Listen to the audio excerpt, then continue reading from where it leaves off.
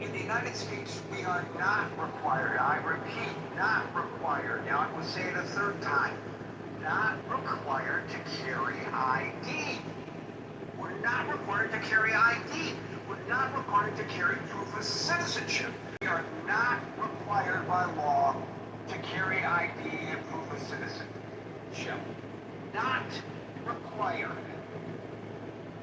So if I live near the shore, what if I decide, instead of driving, I understand when I drive, I get my driver's license on me, that's a traffic stop, that's a different story. But let's say I'm riding my bike to the shore as my neighbor does, or I'm walking, I'm actually close enough to walk if I want to. It's a little bit of a hike, but I've done it. And ICE pulls up and says, papers, please.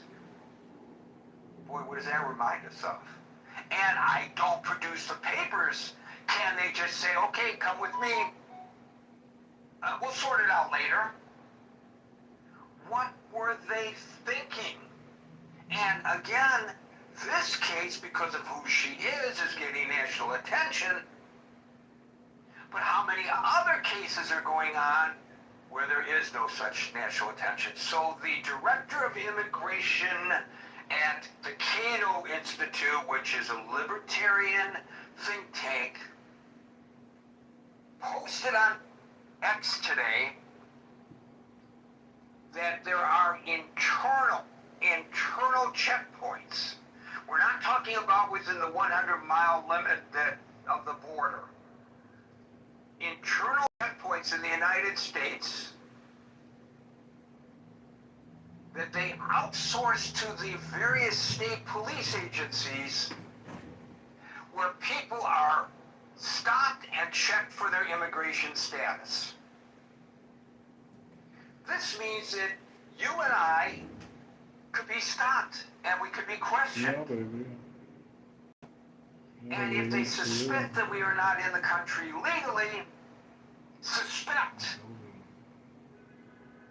they can detain us.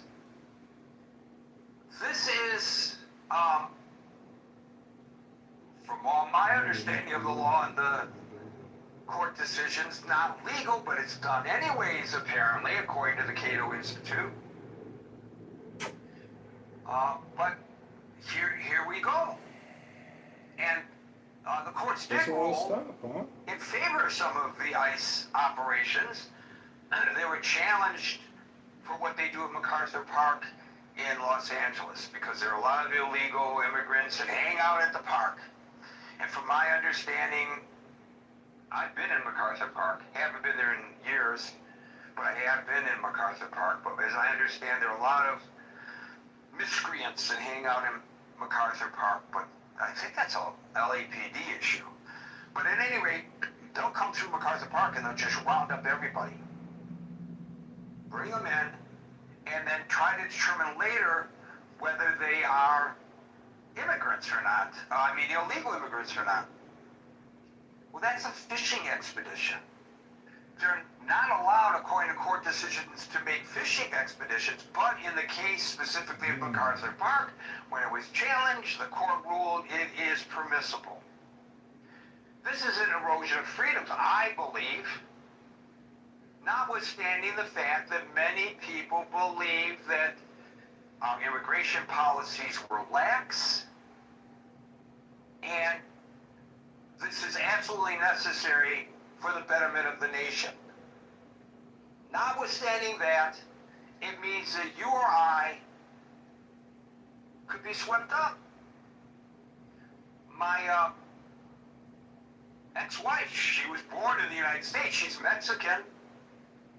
Anybody in her family, including my children who are half Mexican, theoretically could be picked up because they look like maybe they're not here legally. So, interestingly, as a result of what the Cato Institute tweeted out today, I went to their website to see if they had more on this issue. And as as it turns out, they believe, this is the Cato libertarian viewpoint of it, that in the aggregate, all of this immigration stuff is positive for the nation. In the aggregate. Now, I know every time an illegal alien commits a heinous crime, it's a headline. And we are quick to say in my business, an illegal immigrant committed this heinous crime. We don't point out when a heinous crime is committed by a naturally born American citizen that a naturally born American citizen committed the crime. The argument being, well, yeah, that's true, but if the illegal immigrant hadn't come into the country in the first place, he wouldn't have committed the crime that he did that we're talking about today, and that's true. That's true. Anyways, according to Cato, and let's throw this out into the mix, asylum entries are down 99.9%.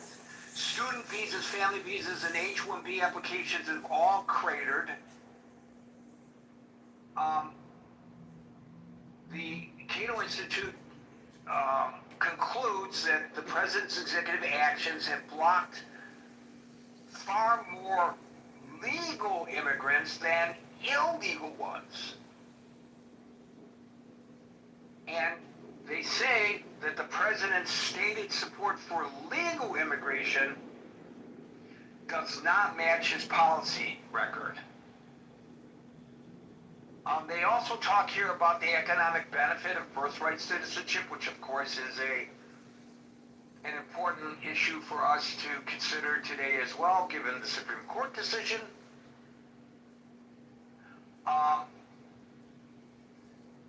The Labor Department, they say, has inflated H-1B wages to force out skilled foreign workers. It says that Department of Homeland Security has quit granting green cards almost entirely.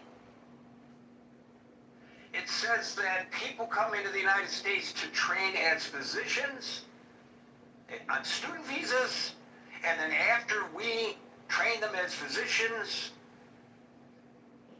the U.S. policy forces them to leave. This is not my argumentation. I'm just saying I stumbled across this as a result of the tweet that went out today by the Cato Institute. Whether you embrace their philosophy of libertarianism or not, they have a pretty good record of backing up their argumentation with facts. Now, in these cases, I have not gone back personally to vet out whether what they are stating on their website today is accurate or inaccurate, but I find it extremely interesting in the context of today's discussion, and that's why I present it to you. So with that, I will start calling people in the order which I see them on the stage, and I'm glad that the order begins with Marshall, who's right there in the McAllen area and knows the intimate details of this poor nun being held for 24 hours, even though she's legally a resident of the United States of America. Marshall. Hey Gary, sad day. I don't think very many people knew that we had internal checkpoints, but we've had checkpoints at the two major highways. The two highways that are right here are called 281 and 77, and they each have a internal checkpoint on them. And there has been arguments my entire life that says these things are a combination of both illegal and unconstitutional. I put more stock in the unconstitutional than the illegal, because I've never been able to find a piece of federal code that says it's illegal. The sister Letty Oja, I think that's how you say her name, as soon as she was detained and word went out, all three Valley Congress people, two Democrats and one Republican. The Democrats were Henry Cuellar and Vicente Gonzalez. Henry Cuellar represents District 28, Vicente Gonzalez represents District 34, and Monica del Cruz, who is the congresswoman I'm working for, represents Congressional District 15. All three went out of their way as soon as they heard get her out. And the only thought I've had on this for the last couple of hours is this is what happens when you run fast and break things. You catch people who shouldn't be caught in the first place. Instead of, what's the saying, Gary? You can have it fast, easy, or done right, but you have to choose between the two. I'm forgetting how that saying goes. But in order to administer this in the correct way, it needs to not be run fast and break things, which is what the administration is doing. And I'd be willing to bet you all the meager amount of money and possessions I have, Stephen Miller was the person who was responsible for this in terms of advice. Instead of Tom Homan, who under the Obama administration or the Biden administration was able to administer immigration services in a way where they did not result in nuns getting caught up who were American citizens, didn't result in religious people getting caught up who were American citizens. They did it slowly and they did it properly. They didn't do it fast. And I think one of the lessons we have to take away here is this is what happens when you do things fast and you run fast and break things. You end up catching people that shouldn't be caught up. And there is something seriously wrong with running fast and breaking things when it comes to actual people getting detained. Aside from the fact that she was a Catholic nun and a sister and deserved more than she got, this is how the administration has been acting. And I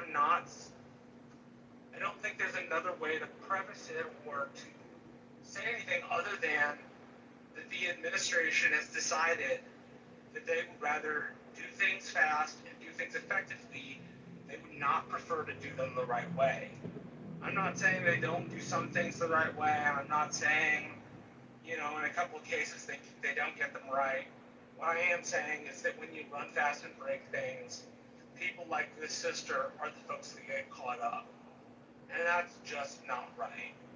So I'll leave it there for people that have questions. If you'd like me to go through and read the statements from all three of the congressmen, I will. I just didn't figure you'd want me to read the press releases. So I'm just more giving my opinion than anything else.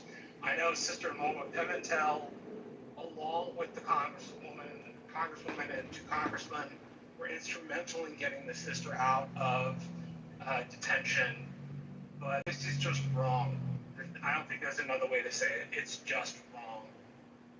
So, your comments there, Marshall, and I appreciate that input, lead me back to something that I said in the opening salvo, and that is, well, if it happened to her, we're hearing about it because of her stature in the community. How many other people is this kind of thing happening to? What is your sense?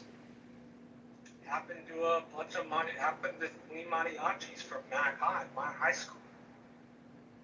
They got detained, and it took 2 or 3 weeks to get them out of detention. This has happened to at least 3 other Valley residents who are U.S. citizens or permanent residents. The only thing I can take away from this is, again, this is what happens when you run fast and break things. When the administration is more interested in shoveling out as many people as they possibly can, as quickly as they possibly can, you are going to wind up in a place where you make mistakes.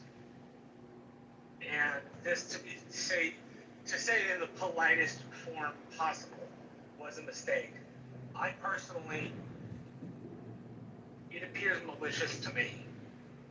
I often think the explanation for things getting screwed up is stupidity rather than maliciousness. But this seems malicious. To lock a nun up, along with the other people that have been locked up, the administration just does not seem to care about doing this the right way. They simply want to answer the campaign promise that people need to be gone. And if the majority of people in my party want them gone more than they want things done the right way, then they're not going to be critical of this because, oh well, she got caught up, but we have to get other people too. And I personally am in the camp of you do it correctly. You don't just speed. So this has happened, like I said, to at least 3 other Valley residents, and at least 2 high school kids who were on the mariachi team and who didn't deserve to be caught up in the first place. But because the administration wants to run fast and break things, this is what happens. Were those kids targeted because they play in the mariachi band? Oh, no, not that I'm aware of, and not that any of the congressmen that helped them were aware of. But they were in the mariachi band, and when I went to high school, we had at least a quarter of the students coming over from Reynosa every day, our sister city. And, granted, they lived in Mexico, so legally they're not allowed to go to school in the United States. But they had an uncle or somebody else who lived here. Typically, they would just list the uncle's address, and they would be able to come in and get education, which I never particularly minded and still don't mind. But there are people that come back and forth between Mexico to go to Valley High schools every day of the week. And I don't exactly know how the mariachis got caught up, but something happened and they got put in detention for 3 weeks. And it's just a travesty. Like I said, this is what happens when you run fast and break things. You don't do things the right way. I'll end with this. Do you know the saying I was talking about? You get it fast, easy, or correct? Something like that? Well, you said it fine in your own words. I don't think we need to try to look up a saying. You said it just fine in your own words. But I think that's what happens when you try to do it fast and easy instead of easy and correctly. Right? That you wind up with these sorts of issues, which are just not right. They're running roughshod over civil protections for people, and the problem is the next president of the United States will have the ability to use these precedents to do even more. As I always complain about presidential power, this is just providing a precedent for another president who would like to do something similar. Maybe it's not to the folks who live where I live. Maybe it's to Polish people. Probably not, but you get the point. That it's just to other people. And we should, as a population, zealously guard our civil protections. And the administration, for whatever reason, with Stephen Miller's help, I call Stephen Miller Voldemort, but that's just me. They have decided that it's okay to do it this way. And it's just, there's no other way to state it other than this is just wrong. It's just morally wrong to do what they're doing. Thank you, Marshall. We'll go to Scott, followed by Ben. So I'm getting what I'm getting from that discourse that Marshall just shared is that he doesn't run with scissors in his house. And I think that's excellent. Safety first, I always say. And I agree with Marshall. You can do things well, or you can do them fast. And many a woman has said that to me. But regarding the policies, and so I don't have a lot to say other than I largely agree with what Marshall said in terms of the sort of ham-handedness which comes from attempting to reach these goals, these crazy deportation goals, which were set, I believe, by Stephen Miller. Now, Stephen Miller said that he wants 3,000 arrests per day, which would make an official deportation target of 1 million a year. Now, to give some context to this, and to try to get a sense of just what that number means, Obama was called deporter-in-chief when he was president, and a lot of the left found that problematic, right? Obama did not have friends on the left regarding two issues, immigration and education. And Arnie Duncan, his education secretary, was not popular for the reforms that he advocated on the left. And Obama was not popular, again, with many folks on the left because of his zealous deportation practices. Now, at the zenith of Obama's deportation, which occurred in 2012, from 2009 to 2016, he deported 2.7 million folks. That's over 2 terms. Logging an average of 343,000 deportations over the course of his term. His highest was 409,000 deportations in 2012. So that gives you a sense. The deporter in chief 1 year got to 409,000. Miller wants to more than double that. Okay, and I think exactly what Marshall's saying. If you have these zealous, I think unrealistic goals, you're just going to start locking up nuts. Like anybody brown, anybody black, anybody that looks like they can tolerate a hot tamale or fire sauce at Taco Bell. Lock them up, right? I mean, this is what's going to happen, right? So I mean, I just think that these goals are insane. And so yeah, I mean, I think Marshall's right. I think Miller is I mean, ultimately Trump is responsible for anything in his administration, but I think Marshall's right. I think Miller is driving the train here, and this million-person goal is what is largely leading to the ham-handedness and and crazy detentions and deportations. I mean, this is crazy, and I think again the benchmark is what's to blame in part. Thanks. Benchmark. Goals. Come on. Use the right words, Scott. They're quotas. They are quotas, yeah. They are quotas, yeah, absolutely. The other thing is, Stephen Miller versus Holman coming up with the quotas and the methodology of filling them. That's fine to observe, but as Harry Truman said, the buck stops here.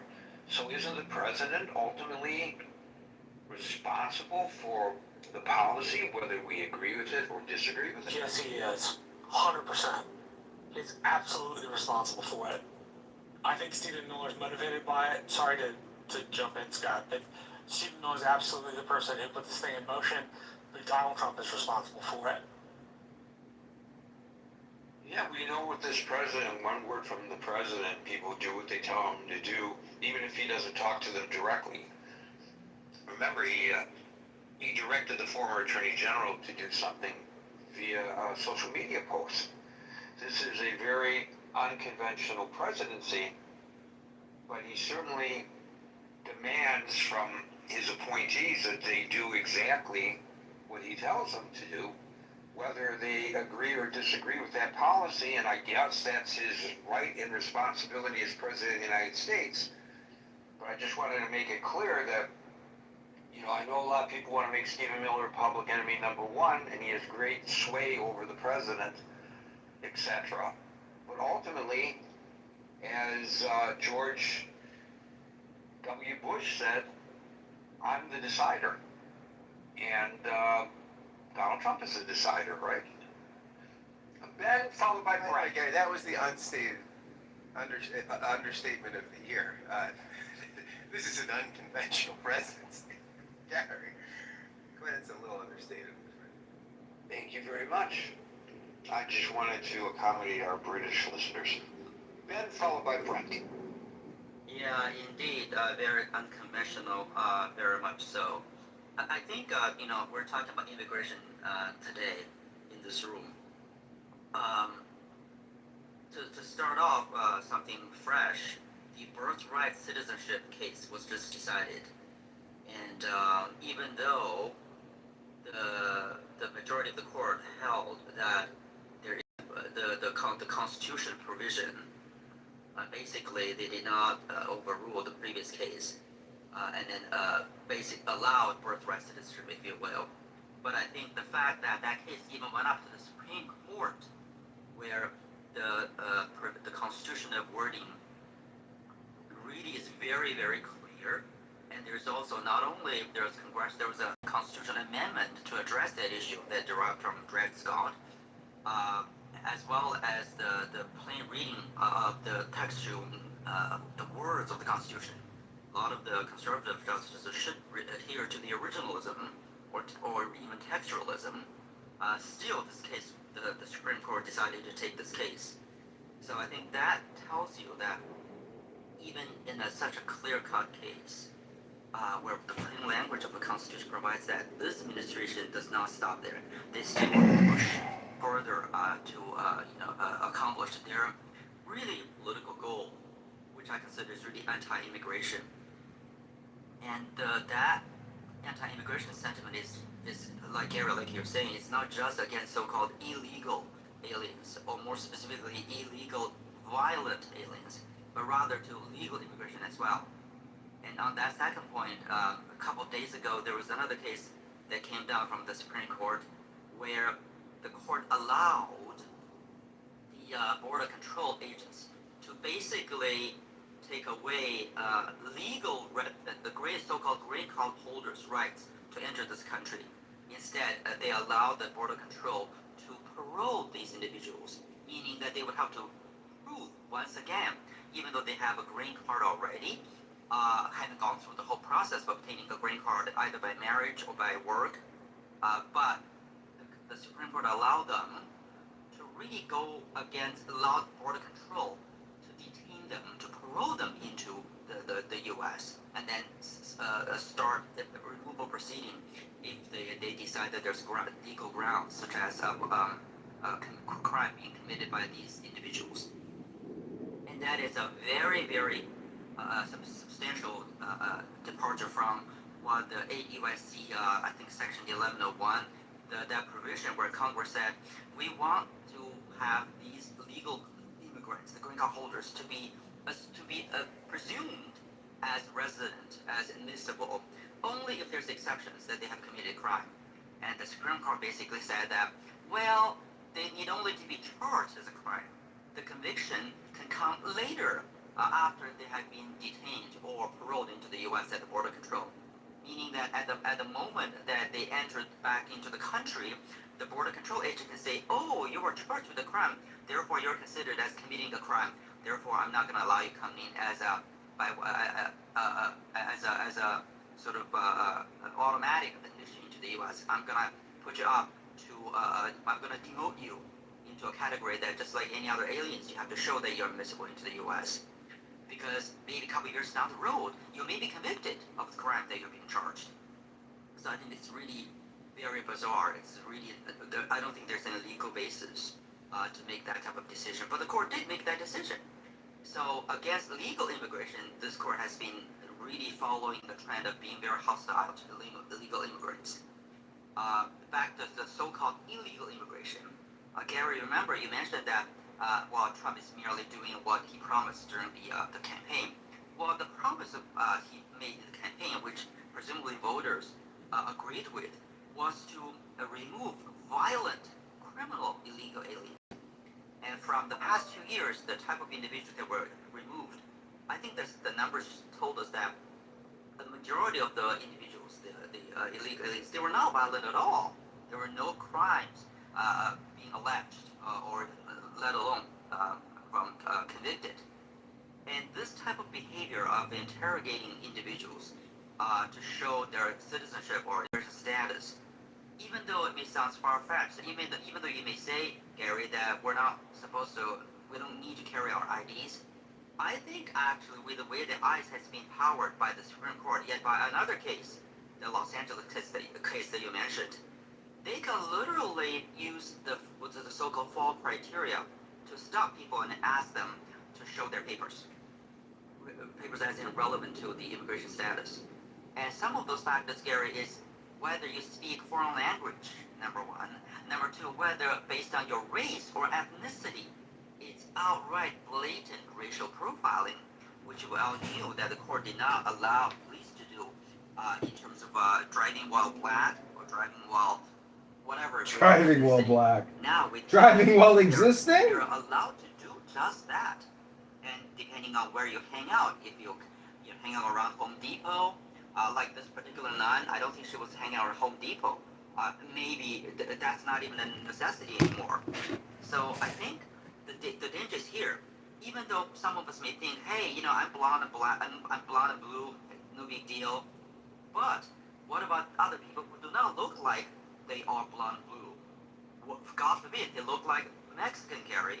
I don't know how your children look, but if they happen to, God forbid, speak Spanish, that could be one of the criteria. The ICE agents could actually say, hey, come, show me your immigration papers. And the reason I'm detaining you is because you speak a different language, specifically Spanish. So I think these are not just, happening to some small segment of the population, quote unquote, the violent illegal aliens. It's really impacting many other people. I would gladly concede that it may not impacting again a certain segment of population where they do look like they're not foreigners, but the U.S. is a country of immigrants. Many of us here do look like immigrants. We're not all blonde and blue. So I think the rights that are being affected is going to be cutting across a large population of the U.S. And more importantly, I think the court's decisions have really weakened our democratic structure, giving this administration so much more power and so much less sort of check and balance as the Constitution had intended and the framers had intended. And it's going to be very, very dangerous if this trend continues. And the last thing I want to say is that it's actually ironic that there's so much news about this particular nun being detained and so much outcry. Imagine many other people have encountered the same situation as she has, and congressmen, not three of them, or Democrat or Republican, all come out to save her, if you will. But just because they were not nuns, they were just run-of-the-mill immigrants, if you will, and yet those are happening on a daily basis. In fact, ICE has gotten so much more money from Congress. We're almost supporting it. All of us, our tax dollars are being used for ICE to allow ICE agents, some of them are not very well trained, to do these type of I consider really egregious and really threatening our structure type of a behavior. And I think this is something the trend is going to continue until really maybe a possibility is midterm election. There could be some change in Congress to somehow rein in this executive branch's wild behavior of targeting immigration. And again, one other thing I want to add is that you may think Marshall mentioned this on the fast and easy, maybe not the right way to do it. Well, actually, if it's fast and easy and accomplish a positive outcome, whether economically or politically, there still may be merit for those of us who support Trump or MAGA voters. But guess what? What ICE has been doing, it's not really helping the U.S. to begin with, because legal immigration is being impacted. There are, capable scientists, engineers, and nurses or doctors that are having a hard time coming to the U.S. to help build the economy, even at the lower, sort of less educated. No, it's not just help build the economy, but it's to take care of our aging population. Our aging population, depending on where you are, there's a good likelihood that somebody from India, somebody from the Philippines, or somebody from Haiti will be your primary care giver. Now, maybe in other parts of the nation, it's somebody from Latin America. I'm not that familiar. But the point is, these very, very tough jobs, taking care of people as we reach our golden years. A lot of Americans aren't willing, ready, and able to do that. So it's not. It's really a problem.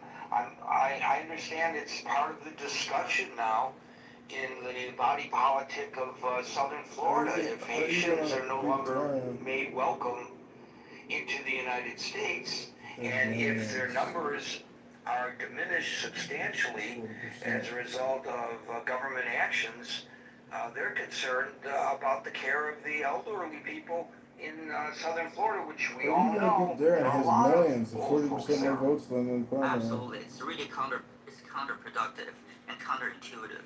You know, if you look at Europe, we need people. The birth rates are reducing. There's not enough people that are giving birth to young to labor forces. In 20 some years, we do need. See, this is. I don't think there are enough white South Africans to fill the gap. I doubt it. Or even other sort of Western European nations, they're not coming to the U.S. in droves. I really think, honestly, even forget politics, liberal, conservative, from a practical perspective, immigrants can be a very positive contribution to the U.S. without violating the laws. We have some great examples. A big part of our economy, if not the majority, have been helped by having legal immigrants, all the way starting in the 1930s or 40s, and even in the 80s and 90s. So it's really to have such a attitude towards the immigrants, whether it's legal or illegal, birthright or not. I think it's really counterproductive. Even if you, assuming you are a MAGA voter, you support Donald Trump and the Republicans and some conservative causes, this is really not helping anyone.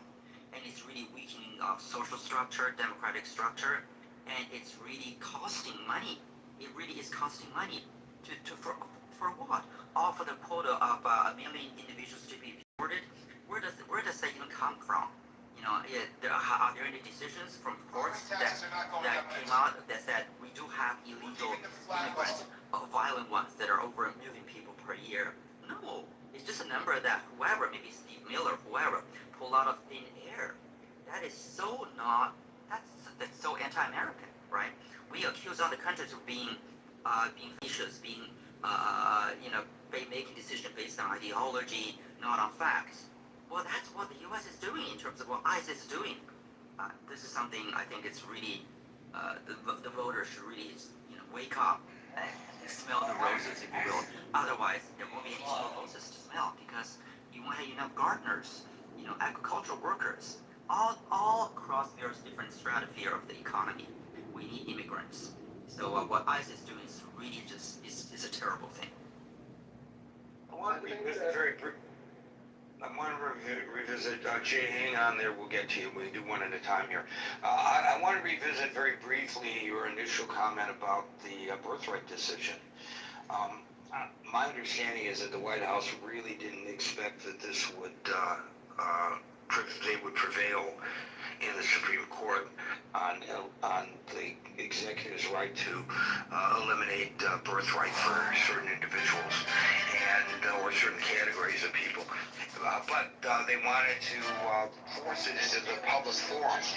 And in fact, in an opinion of one written by Justice Kennedy, he almost suggested to the administration that you can still achieve what you want to achieve if you try to legislate a change. It was not a unanimous decision, and a lot of constitutionalists would say, well, this is a no-brainer. This has been, since the inception of our country, the Constitution is unambiguous, and yet several justices dissented, and even Kennedy, who voted with the majority, basically told the president, well, here's another way for you to go at it. So I don't know whether this birthright question is completely out of the political realm, whether it can gain traction in Congress. Personally, I don't think it can. The American public certainly doesn't, according to the polling, agree with the president's attempts to limit birthright possibilities. But there is a pathway that a justice apparently suggested to the executive branch today. So, Gary, that's a great point. Just a minor clarification. It's Justice Kavanaugh. Yes, I misspoke. Justice Kavanaugh, thank you. No, even though it's a 6-3 decision, but it's really 5-4. Because only, as you're saying, only 5 justices believe that the Constitution should be read that way, that there's a constitutional right. Kavanaugh did not think that, even though, as I said in the beginning, the constitutional language is very clear. But Kavanaugh, of all people, believed in the breathing, living Constitution, which was a criticism that conservatives lodged against liberals in their constitutional interpretation. That they would ridicule the liberal justices and say, "Oh, Constitution is living and breathing, ha ha ha." They would believe that Constitution should not be changed. It doesn't matter, it's until 2026. But because if the words are clear, the text is clear, originalism, textualism, we should read it that way. Evidently, Justice Kavanaugh is in the camp of the so-called former liberal justice legal philosophy now. Be that as it may, I think it is very fragile. Again, as a 5-4 majority in terms of birthright citizenship, imagine if Trump has a chance to replace another Supreme Court justice. Let's assume the justice 5, whether it's the 3 quote-unquote liberal one, or just Chief Justice Roberts or any Barrett, if they actually were to leave, then this case will be gone in terms that there will be new. This particular court is very much of an activist court. They're not afraid of overruling their previous precedents. Like you just said, there's a birthright citizenship. Not only it's clear in the constitutional language, with the exception only subject to foreign subject to the U.S. jurisdiction as an exception, meaning if you're a foreign diplomat or if you're a soldier fighting in the U.S., if you're an invader and you gave birth, you're the enemy of the U.S. and you're invading the U.S. and you give birth, then your children will not be entitled to that. Other than those very clear exceptions, all people born in the U.S. should be U.S. citizens. Now that is going to be read very differently if the composition of court changes. So I think this particular court and this administration may still attempt to use a legislative process, even though that should not be upheld if the Constitution is read literally in its text. But who knows? Maybe there's going to be enough congressional changes in the direction that's favor of Trump. Maybe there will be a constitutional amendment, which again, that's fine. If the U.S. decides we're going to amend the Constitution to take away the birthright citizenship, do it. Just like what we did in terms of granting birthright citizenship in response to Dred Scott and the slavery scenario. But this should not be done via a constitution, via a legislative process. Meaning, if there's a majority of Congress that decides we're going to move U.S. this way, I think the courts should still come up at that time to say no. We don't want a majority tyranny situation happening.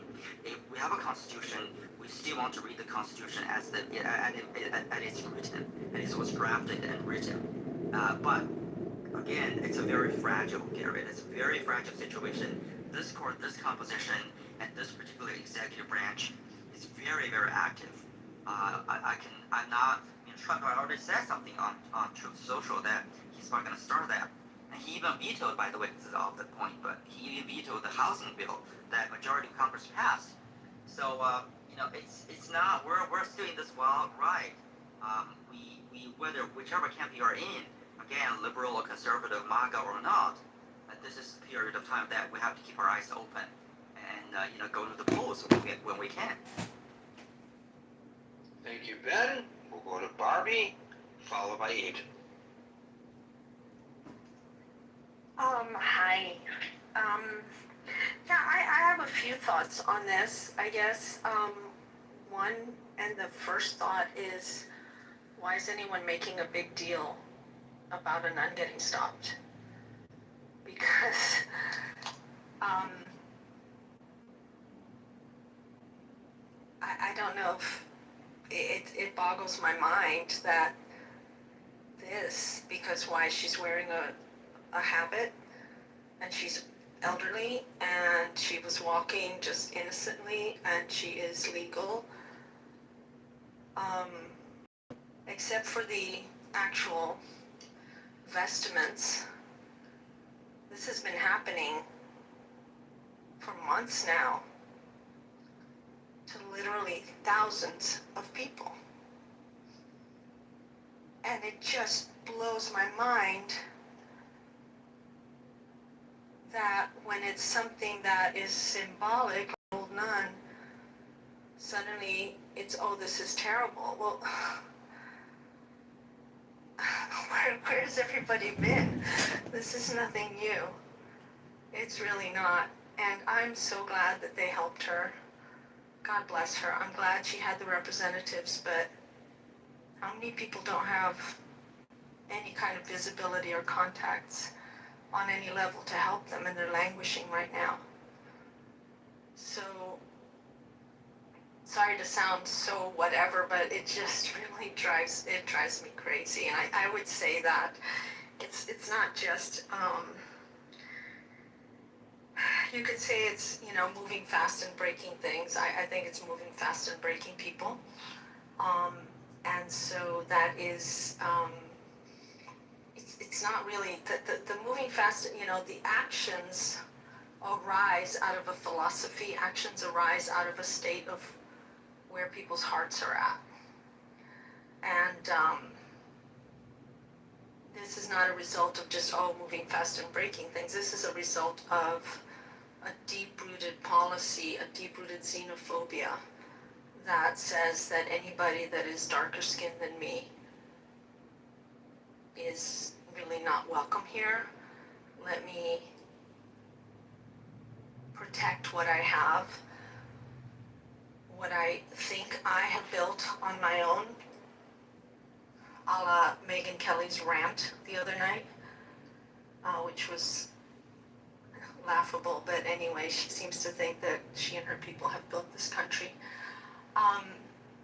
So, that's my first reaction is obviously, as you understand and know, I care deeply. And yes, of course, it's ridiculous and terrible and a violation of all kinds of things that she was arrested, not just detained, not just, questioned, but actually literally detained. Like, that's unbelievable.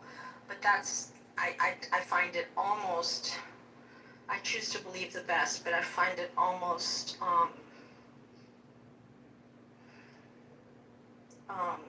what's the word? It's definitely hypocritical. I don't know. It's just strange to me that there's outrage about this when this is happening every day, all the time. That's one point. And then, the part about our aging population and who is taking care of them, that is definitely a point, a very strong point, Gary, that you were mentioning. I know here in South Florida, the Haitian population is certainly very, very much a part of life here.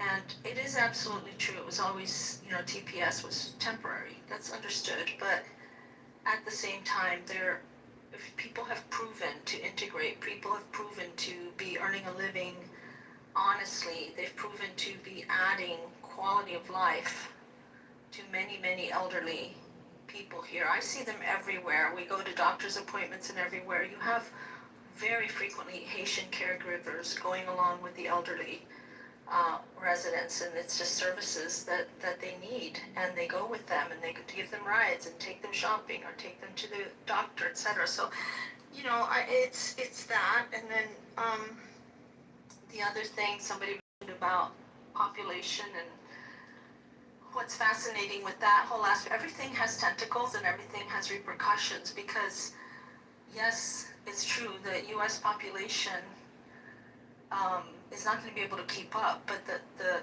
kicker here is that what people want is they want more white babies, they don't want more brown babies, and they're very explicit about that.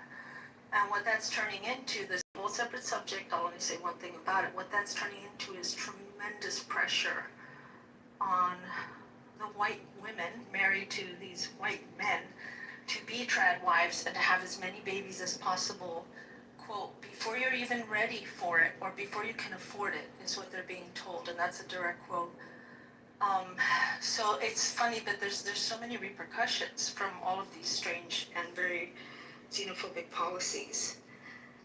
And the very last thing I feel, I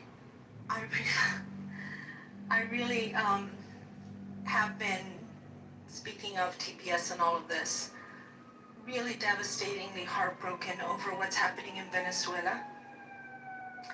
And what is really especially heartbreaking. I know the U.S. is sending aid, etc. But these people that Trump has, I mean, if he went in and supposedly, had a bit of a coup to try and have better people in power, well, these people that are in power, it's being demonstrated. I'm seeing video after video of just how absolutely awful they're being. They're not able, the government in Venezuela is not helping in any way in the recovery efforts. In fact, there's video after video of the military actually looting some of these devastated places while civilians are standing next to them, yelling at them, and trying to dig with their bare hands their people out from under these buildings. And I have not heard one peep out of Trump or anybody, in any way reprimanding or saying anything against the government that he's supporting in Venezuela. I mean, it's the point where they're actually questioning regularly the topos, they're called. It's a Spanish word for mole, which is these rescue teams that are highly experienced, that come from Mexico and other places and are there as volunteers, literally making tunnels under the rubble. And you've got the military, supported by Trump, apparently, tells these people, literally asking them for their papers over and over again, like twice a day. The same people are being asked by the same guards for and they're told, well, that's what we're told we have to do. So that's, again, a result of our convenient interventionism. So we went in there and we did a few things, but it was all a lie. It was nothing to do with democracy or helping the people. So this immigration question is complex. It's complex and it has a lot of implications in a lot of areas.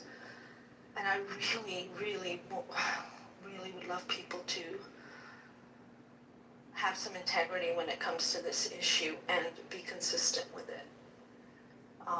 Because if someone's being beat up next door every single day and you know about it, but one day the person that gets beat up is an old nun, and that's when you get mad, you've got to question yourself and your own standings. So, Sister Letty, as they call her, first name's Letitia, but they call her Sister Letty, is 56. So I don't know whether 56 is considered old today. No, well, not to me, but I think to some of our younger people here that people do think that she's old. Well, okay, but to me, anybody under the age of 40 is a kid. Is that fair? I'm right there with you, Gary. So it's a question of perspective, and I understand that. As I pointed out in the opening salvo, the news cycle is such that there's so many things pop up that supplant things that were so important to us yesterday that they are forgotten today because another crisis is thrown in front of us. So we were all over Epstein, we were all over immigration, we were all over this, we were all over that. Lately it's been Iran. And now, as a result of this, we have opportunity, I guess, to focus on the immigration issue again. You're right, and as I pointed out, it's really interesting to me how most people will fall into categories based on their experiences. Like, specifically with jobs, if you have XYZ job, then you are more likely to have another certain type of job. I said if it's happening to the sister, it's happening to a lot of people, we just don't hear about it. If you have XYZ job, then you are more likely to have another certain type of job. For example, I'm a sex worker now, but my first job ever was a daycare teacher, and I loved working with kids, but then I transitioned into working with elderly people with disabilities, and then I worked as a CNA, and I was going to become a nurse. So the bulk of my jobs I had growing up were caregiving jobs, and I've heard that this is a common connection among people. I'm not sure how caregiving jobs can lead to sex work or vice versa. Algorithms, etc. Not everybody sees everything, and some people are not aware that this is happening. Well, I wasn't aware of this nonsense in Venezuela where the rescue workers are being harassed by the military. What kind of bullshit is that? Not only that, let me tell you one other thing about Venezuela. I was about to sign up. Did I misspeak again? Did I not say No, Venezuela? you're 100% correct. Okay, I thought I misspoke. No, I just want to add one thing, just so you know, that the other thing that just today happened in Venezuela was that they have somebody down there created an app for those of us who are bilingual, fully able to translate, to be able to volunteer, even remotely, to translate for so many international workers that are there trying to help into Spanish and back and forth, right? So I had saved it. I went back to sign up for this, and when I went back, the notice was up that site had been taken down by the creator, because what was happening was the government had somehow gotten a hold of the database and was now harassing the local Venezuelans that were also volunteering to interpret in these situations. Because of being paranoid that there's spies infiltrating, et cetera, et cetera. So he literally had to shut the site down. Hey, let the people die. It's an unintended consequence to protect the homeland from the spies. Yep. Oh my, get your priorities straight here, Barbie. Let the people die so that we don't get any spies in Venezuela who are crawling on their hands and knees, digging through tunnels. What's the matter with these people running that government? But according to Trump, they're doing a great job. I mean, he just recently praised them, so. Okay, well then if the president says it, it must be true. Thank you. I stand admonished and corrected. Thank you, Barbie. Agent followed by... Yeah, it's interesting. I'll try to build off what a previous speaker was saying regarding, let's take a look at the nun. Let's take a look at Venezuela. It's interesting. I just looked up, and 150 million U.S. This administration, this evil, corrupt administration, gave $150 million to faith-based charities, including the Catholic Church, probably very strongly including the Catholic. I don't have the exact numbers for you. It's Catholic charities, just a wing of Catholic Church. Right. All Catholic charities. It's one of them, yeah. I know it is a collection of faith-based relief organizations got the $150 million, and then a lot more was, there's teams from Fairfax, at least 150 trained rescuers, dogs, etc. So $300 million total was sent by the administration to try to relieve the situation, I guess, or help rescue people under rubble and so forth in Venezuela by the deeply corrupt Trump administration, who, yes, at the same time, I guess, one of, I'm not sure how many ICE agents were involved. Some of these federal officers who arrested a nun, we can assume, I'm assuming that it was completely unjustified and in error, at least from a legal standpoint. And, she'll be able to sue, I hope, and get some recompense for the damages of being falsely arrested. But, as far as like attacking the church and all these things, I mean, I think it's sort of a mixed bag, we could say, this week. And they're certainly leaning heavily and putting significant financial resources, government resources, through the church to help the people of Venezuela in this last week. Yeah, as far as like but if you zoom out, just let's talk about the immigration. I think that there's a clear mandate. First of all, there are laws written that you're not allowed, there's a series of laws, various laws that you're not allowed to be in the country without some form of documentation, right? A visa, a granting of amnesty that has not been canceled, or citizenship, a green card, various things. And I'm sure that officers empowered or directed to force these laws make mistakes sometimes, and I think this is a problem. And this shouldn't happen. We should reduce Agent, this. it's Title 8, Section 1325, which is what you're looking for. Thanks, I didn't have that memorized. That's really good. So, point being, I agree with all the speakers that we need to do a better job. We need to do this correctly. We need to minimize false positives,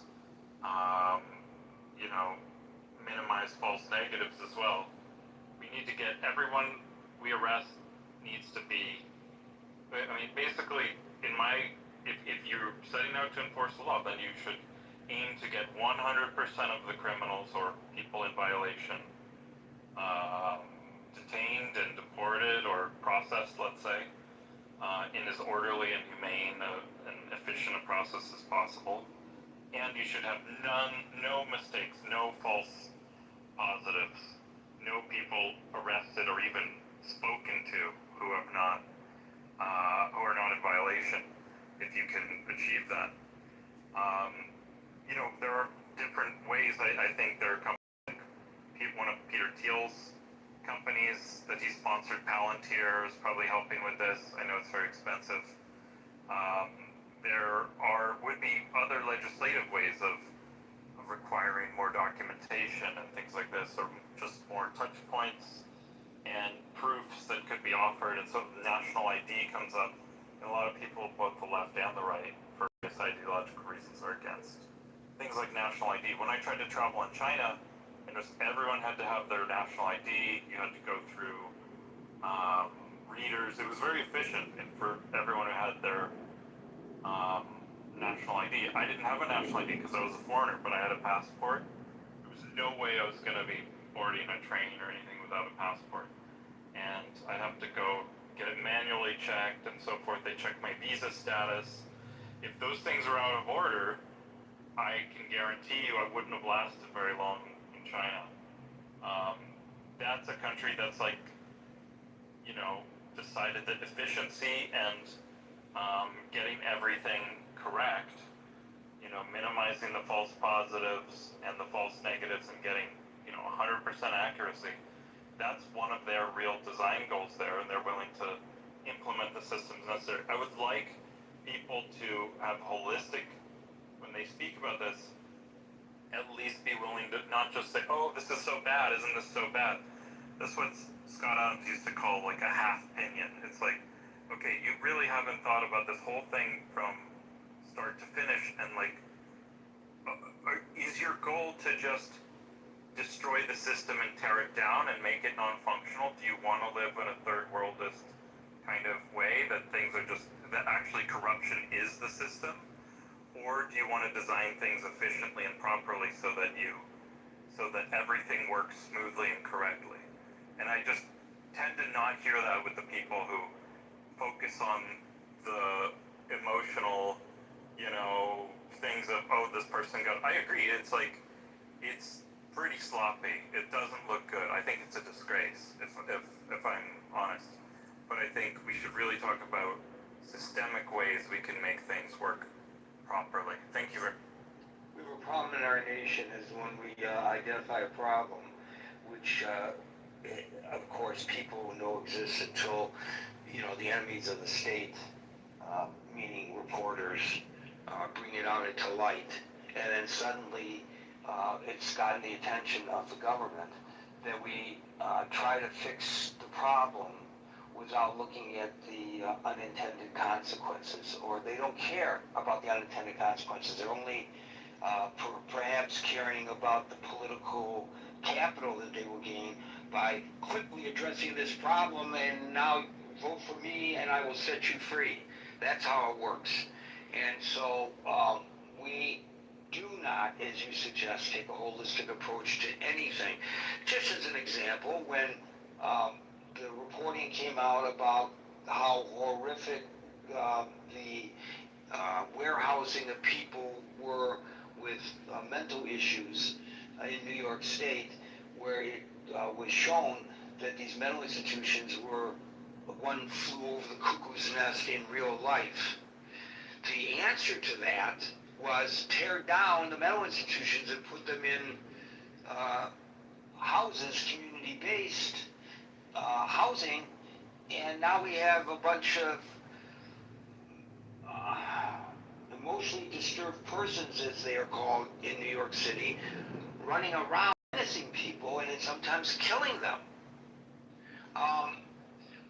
So, was the problem real? Yes. Yes. But they didn't take the time to think out fully the solution to the problem. So, in this case, was the problem of people crossing the border during the last administration unimpeded real? Yes. But as the Cato Institute points out, and has been echoed in his remarks, the policies that have been enacted by this administration to combat that problem have resulted in more legal immigrants being kept out than illegal immigrants. Much less the question of the illegal immigrants, whether they are law-abiding otherwise, or whether they are really a threat to society, which is another argument that's made all the time. But set that aside. The people who should be coming in here legally are not, or at least by previous policies were allowed to come in here legally are not. So sometimes the medicine can kill the patient.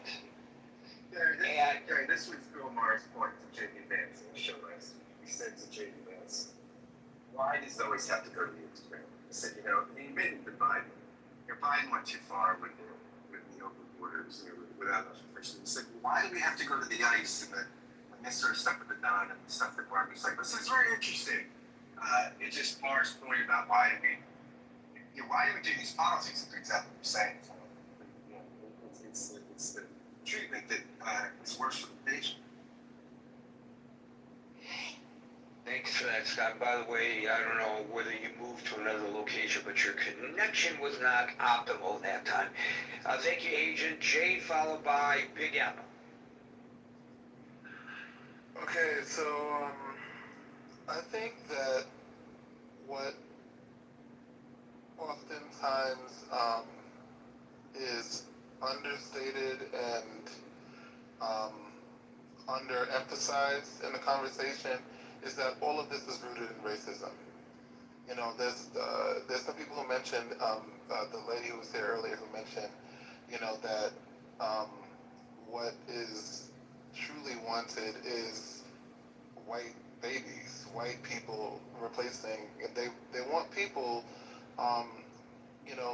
we need people in order for the country to run, but we only want to utilize or tolerate rather people who certain people deem as less than, really due to their own delusion and hatred, which really is a mental illness. It's funny because they talk about the LGBT community as having mental illnesses, when really racism is a mental illness, because the idea of you thinking, or anyone, not you, anyone in this room, but I'm just saying, the idea for anyone to think that they're better than anyone simply because of the color of their skin, or their ethnicity or anything is absolutely insane. It's a mental illness. So, I just wanted to put that out there, especially because conservatives love to throw that around when it comes to, my community. I think that we need to be, as a collective, Americans and just people who actually care about, borders, everything. Yes, everybody agrees that borders need to, a country needs to have borders, all of that. That's not breaking news. It's not groundbreaking. Flowers for spring. It's not groundbreaking. So I think when it comes to actual solutions, there are legitimate, pragmatic things that can be implemented. As far as making the system faster. It should not take years and years for people to become citizens of this country. I'm sorry, that's absolutely ridiculous. It's 2026. There is enough people and enough willing people, judges, staff, to get this done in a timely fashion. I have personal experience, knowing with this, in terms of that I was born in this country, just for the record, just in case anybody wants to doubt that. Let's be clear. But I'm saying I have personal experience with, you know, um, people that I'm close with, coming to this country, and it's a mess. It's an absolute shit show, and it's woefully inefficient, and that's by design. That's by design, and I think that we actually, if we want to come in at this, with good faith, and we actually want to improve things, then we need to hold our politicians' feet to the fire with their intentions, because their intentions have been twisted from the beginning. This is not rocket science. There are pragmatic ways to actually implement, these changes to make this, make people. You want people to be. There's so many illegals. Well, then get the legal system together. Because if people are coming here, most of the people who come here, they come here just like everybody else. Everybody, well, not everybody, but there are plenty of people who want the American dream, and they deserve to have a chance at it if they're coming here, with things to offer, with all of their, all of their culture, all of these things. It's like nobody has an issue, when they're, going to, they have a craving for some tacos and they want to, then Mexicans are fine. Or when they want some sushi, then Asian people are fine or whatever. It's like you want to pick and choose when what part of culture that you want to benefit from people, or you want the culture but you don't want the people. It's really disgusting. It comes from a place of hate and discrimination, and that is the root of everything surrounding this. So I think people need to check themselves, and check their hearts, and have honest conversations with themselves. Because I'm like, I can't help you with that. Immigrants can't help you with that. Only people who have those, have those beliefs and that ideology and that hatred can, need to help themselves. And that's all I have to say about that. I wonder what your thoughts are about the tone of the tone, not the words, not the actual actions, the tone of the administration, and whether you think that that tone is enabling people to openly express their racial hatred for others. And I know that's a bit of a leading, but it's something that's been on my mind.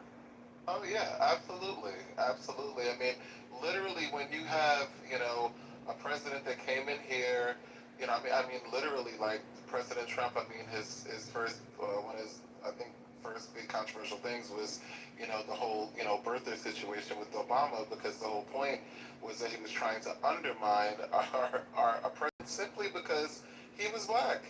Like, let's just call a spade, because Obama did nothing to him other than roast him like several other people have, because he's a freaking living caricature. So obviously you're going to, get people to come at you. But he couldn't stand Obama, because how dare a black man say this? How dare he make fun of me? I deserve to be respected and worshipped and all these things. And that was the inception of it. Especially not from a black man, is what you're saying. That's a very interesting point. So you're suggesting that the genesis for hating Obamacare, the genesis, I'm putting words in your mouth, but this is my interpretation. The genesis for tearing up the JCPOA had to do more with the fact that it was a black president, and how dare this country elect one? I don't know, maybe I'm putting words in your mouth. Slap me if I am. No, absolutely. You're just, interpreting my thoughts and relaying my sentiments, and that is absolutely the case. It's the nerve, it's the audacity. That's why whenever, there's a sort of pecking order when it comes to Trump, and that's why black women are at the bottom of it, because Trump doesn't have any respect for women, he doesn't have any respect for black people, and so you're putting those two together, and it's just like, how dare you, But Obama being a black man, just a black person and not just a black man who is far more attractive than him, who's far more accomplished than him, who's more intelligent, not even more intelligent, whose intelligence, is so intimidating to Trump because it's like, apples and spaceships. There's just no comparison. He knows that he doesn't measure up. He knows that he is pretty much inferior in every way, and it eats at him because, this person is the embodiment of everything that he will never be, and he's black. How dare he? And that's really what it is. That's why, like you said, JCPOA, Obamacare, his whole legacy, he wants to completely eradicate simply because he can't stand that we actually elected and celebrate and still do. Even just recent polling, everything, as Obama just had his whole thing the other day, you know what I'm talking about, and people still love the Obamas, and it just eats at somebody like Trump because it goes against everything, that feeds all his insecurities and everything, because Trump loves to be celebrated. But beyond just Trump and everything, we have a major, because Trump is the face of it, but his electorate, the people who voted for him, I blame them. You know what I mean? There's always been racists, there's always been people, but the fact that people actually got out and went to go vote for this disgusting person who represents all of these disgusting things and is pushing this racist, xenophobic, just bigoted agenda across the board that is crushing not even just all of them, but it's crushing you. People are willing to spite themselves just to hold on to this idea of, what they feel like, this romanticized idea of, the good old days, when white people were here and we were celebrated just for being white. I could be average and mediocre and not have anything to offer, but I'm better than you because I'm white. That's really the sentiment that a lot of those people have. And it's unfortunate because it's not every white person, of course. I just have to say that. I'm like, listen, I love everybody. I love white people. I love everybody.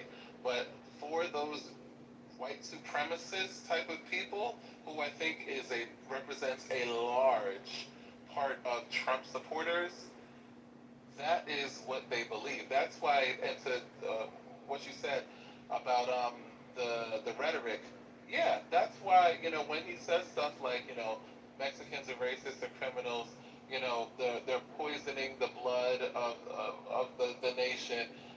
They're, what do you call it? Haitians are shipped from shithole countries. Somalians are, eating cats and dogs. All the shit that he says, they love that. He says that because he knows his base loves it, and he's speaking to them. He wants them to know, I got you, and I'm going to continue this. Why do you think all of the ICE raids and stuff were filmed? Like, that was not a coincidence. It was filmed from the beginning because he wanted to display, these white, rage-filled men, going and, grabbing people of color and completely mistreating them, and to the point of, and what the icing on the cake was for me, just to let you know how deeply mental and disturbing this is, was the killing of Alex Freddie. Like, you're willing to literally kill, and Renee Good. It's like you're willing to shoot and kill white people just to preserve this hatred for everybody else.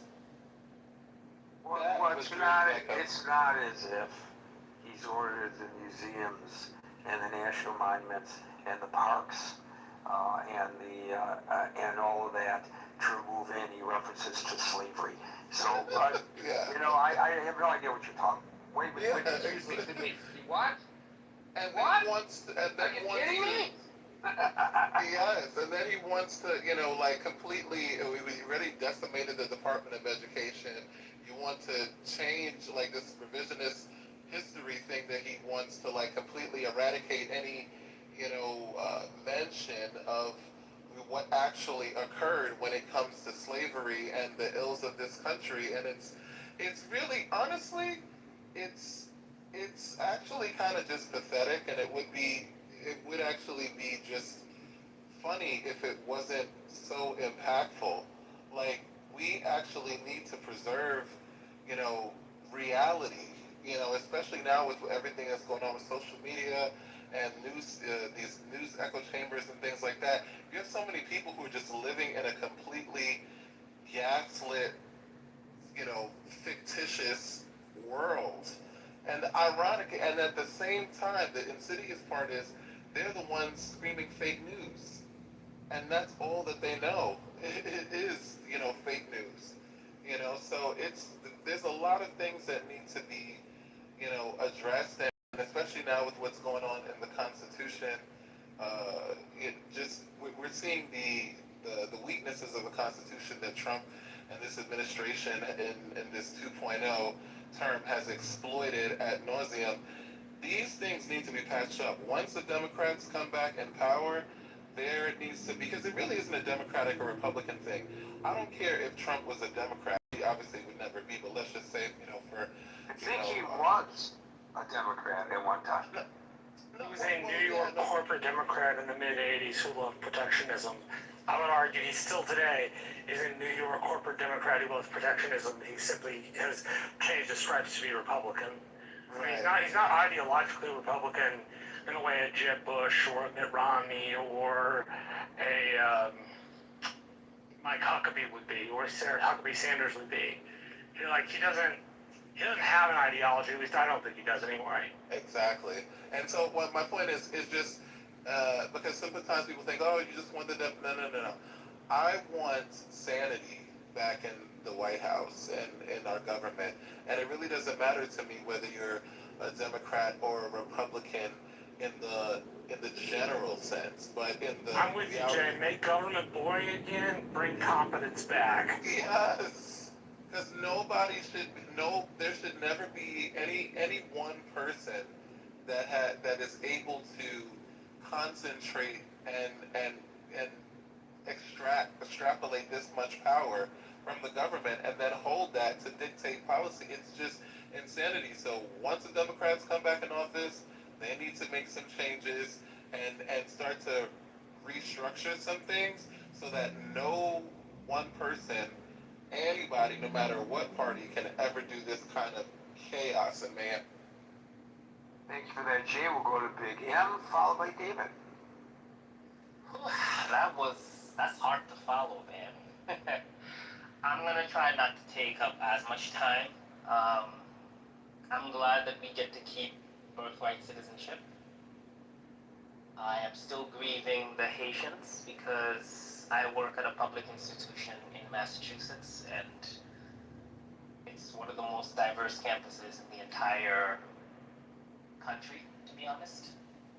And Haitians make up a large segment of our population, and many of them on TPS. So this ruling definitely will impact, not just the Haitian people I know personally, but my work. And that's bothering me quite a bit. I echo a lot of what Jay said. I think that all of this is really not hard to understand. President Obama and his minions, President Trump and all the people that he's surrounding himself with and all the policies he's trying to build is to destroy America in such a way that no Obama can ever emerge. No, highly educated, successful, wealthy, well-spoken, handsome, tall individual who ascends to the presidency can ever happen. Obviously, that's never gonna come to fruition. I think America is at a place where there's enough of an educated and empathetic populace that they're not gonna align with that level of idiocy. I also want to talk a little bit about myself. You know, as you guys know, I'm an immigrant. I came to the U.S. when I was 12 with my family. I have 3 siblings. All 4 of us graduated from the Ivy League. All 4 of us, 2 of our families, all 4 of us are in good jobs, earning high salaries. Some of us have also started businesses, and so by every metric of success, we've hit that, right? And it is sickening that the president of this country that has created opportunity for me and my family to build what we've built wants to take that all away, even though people like me make this country better objectively, is not just evil, not just pathetic like Jay said. It's also impractical and counterintuitive. You want talented people to work for the betterment of this country, no matter where they come from, right? Because the more excellence you bring, the more it elevates everybody else. Right? You would think that that would be what every politician should try to create, but it's not. And it's disgusting. So the story that we opened this room about, to me, is emblematic of that. Somebody doing the right thing, just existing, being made to feel less than human because of who they are, despite what they do. That's inhumane, and it's destructive.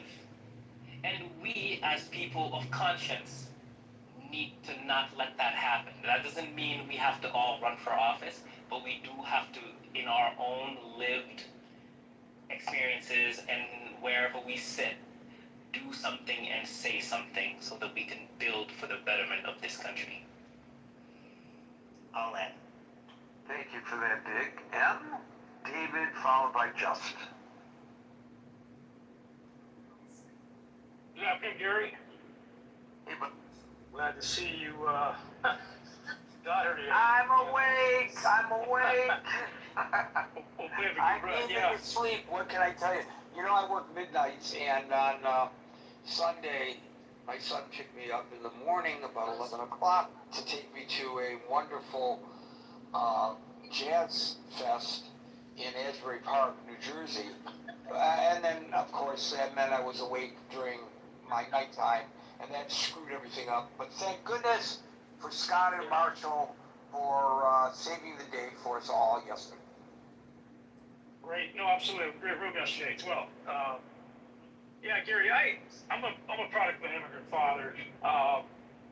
We immigrated here from Cuba, as you know, and I appreciate Barbie's comments about what's happening in Venezuela, and irrespective of the politics of the island of Cuba, that was a nation that would dispatch its best and brightest in the form of doctors to places like Venezuela, who desperately probably need those doctors, but because the island's been under siege economically by the oil embargo, that country has been reduced to just trying to keep the lights on and the like. But not only my father, Gary, but some of my father's relatives came to this country as immigrants and used their minds and their professional aptitudes to fight on behalf of the little guy. Scott brought up my father's first cousin, who's still alive today, Dr. Justo Gonzalez Garcia. He was the youngest recipient of a doctorate of theology, historical theology out of Yale, and Scott studied his textbooks at Princeton. But this gentleman went forward with his education to fight on behalf of the little guy in the form of liberation theology, calling forth the nation to not only provide the platitudes of Christianity, but also the social network and structure to help elevate people economically, materially as well. And we can't just pay lip service to the good book without putting policies and actions behind it. These immigration policies are anything but Christian. This poor sister, she's of Nigerian descent, This young lady, she was picked up as she was walking to church, Our Lady of Sorrows, which is about 10 minutes from my house. Yeah, I mean, this is just egregious. This is just egregious. A person of the cloth, being marked as such, not, of the tradition of Mother Teresa, who took her theology to India, and of course, won a Nobel Prize because of that effort. So, we've really backslid as a nation, Gary, with regard to the most religious of our society. And I appreciate the fact that because she was a nun, she was able to bring a lot of heat and light onto these destructive policies. But there are thousands that are sitting, just separated from their families for nothing more than the fact that they were trying to earn a living, that they were trying to take their kids to school, that they were going to a graduation, that they were trying to care for the elderly, or whatever the case may be. And instead of remedying our horrible immigration policies and finding a way to keep these people, the least of these that the good book talks about, we've instead erected a Gestapo-like organization to rain down on these people. And Gary, I hope to God that there's not a rabbi, a black or brown rabbi, that's wrapped up in this at some point, but I hope that the Jewish lobby would vociferously come out and defend those folks as well. But I mean, there's nobody safe, really, Gary. To be honest, I think we're all worried. I have a Spanish surname. What happens if they want to hold me and say, hey, you speak the Queen's English almost perfectly, but where's your paperwork at? So, these are not positive times to be a minority in this country. And pretty soon here, I think what they're not facing is the reality that it will soon be a minority majority country in short order. Whether we like it or not, that is how we're trending. And America has got to wake up to this reality. And to be honest, Gary, I think it's just fear. It's xenophobia. This nation has never had the ability to share in its spoils. You got class collaboration with regard to the 1% that first got here, founded this country, wrote the documents. Then you have the 99% of those white folks that were brought over to help settle the land and challenge the Native Americans that were here and say, hey, if you can go out there and not get shot by an arrow, you can have some land for yourself and try to forge a better life. And that's been the legacy of this country, whereas there's been others who have had to fight for their piece of that action or that pie, and in many cases, getting in the back of the line because the language barrier was such that you couldn't get certain jobs until you got educated. And then there's those that fought hard in those horrible jobs to educate their children, like what I'm a product of, and those children then go on to see. But there's that trend, that process by which people level up in this country is being decimated and creating sowing fear across the board. And I like the fact that you brought up the fact that now we're also hurting ourselves in spite of these policies by keeping very well-educated foreigners that want to come here to study, to learn, to work. And we need those skilled workers. And our university is one of the reasons we have the best system of higher education is because of our progress that we made as a society and as a nation, and with the way we grew our university system backed by industry and progress in science and government. And now those folks are going to go to our competitors. They're going to go to countries that provide a very similar lifestyle to America in terms of their freedoms, in terms of their support. And these are bad consequences for us going forward. So while we're kicking out the hardest of the working, we're also keeping out some of the smartest in the world with regard to their professional credentials. And it's just ass backward. And I don't know what kind of nation we think we're producing. I shudder, Gary, to think that where are they going to get the workers as America? You brought up the fact as America is aging, and you got the red state of Florida, where a lot of seniors like to go to retire. What kind of retirement are you going to have if your kids don't want you around the house, and now they're going to put you in a home and the home doesn't have any skilled workers to take care of you, and that skilled labor that is around is being watered down by too many people to take care of. I've seen it firsthand here. I saw my father who was in hospice, and luckily he had the funds and the means to be in a nice assisted facility. But I shudder, Gary, to think that there's swaths of old people like my father who are facing their last years, and there's not quality of life help to help them wind down their final moments in life, which is a sad thing. So I'll land there, Gary. I probably got off the subject a little bit, but yeah, I think the ICE thing has been off the front pages lately. I'm glad this this nun was able to bring the conversation back to what's really going on. I think that the press was so bad that Stephen Miller and the White House got together and said, "Hey, we want to keep our foot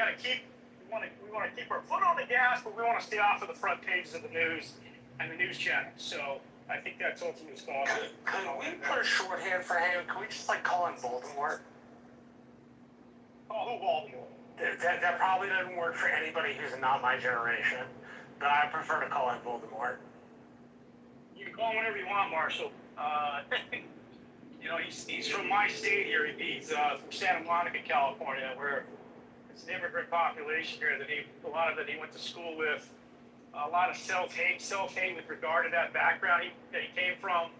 The fact that where I live produced this guy, it's just mind-boggling that he came out of this ecosystem.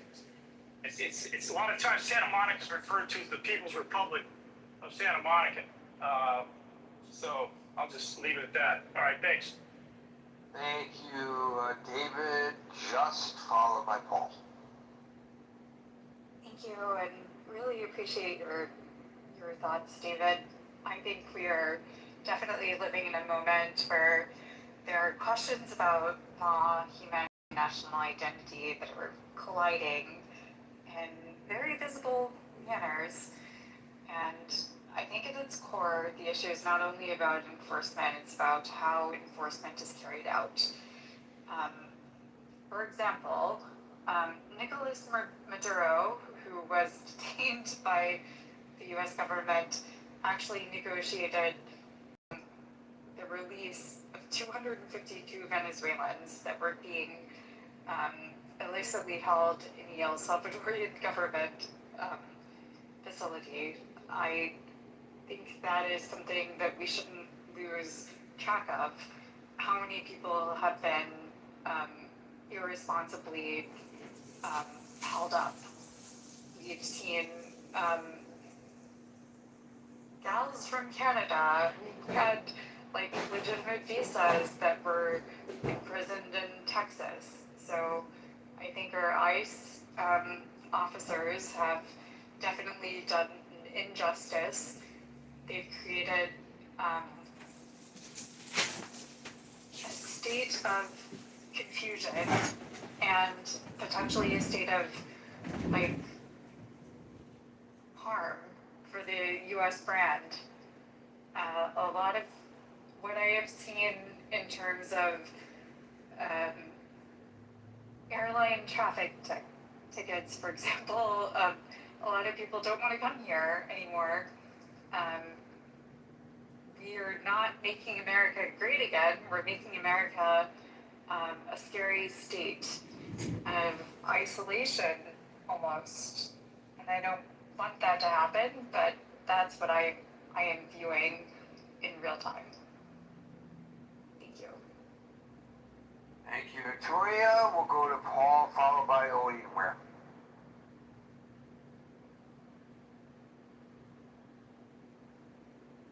Paul.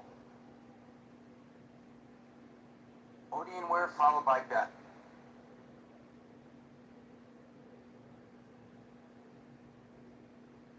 Odin. Ben. Gary, you sometimes will not actually respond to what I say, and I'm wondering about that a little bit, but it would be nice if you would actually just give me a response. Hey Ben, you there? I guess that's it for And today. Ben, I guess we're going to Paul next. No, Paul didn't answer and Odeon didn't answer, so I guess we're done for guys. Folks, we're here Monday through Friday from 5 p.m. New York time, so until 5 p.m. New York time tomorrow. For the next edition of the Critical Thinking Forum, everybody be safe, be well, and peace out.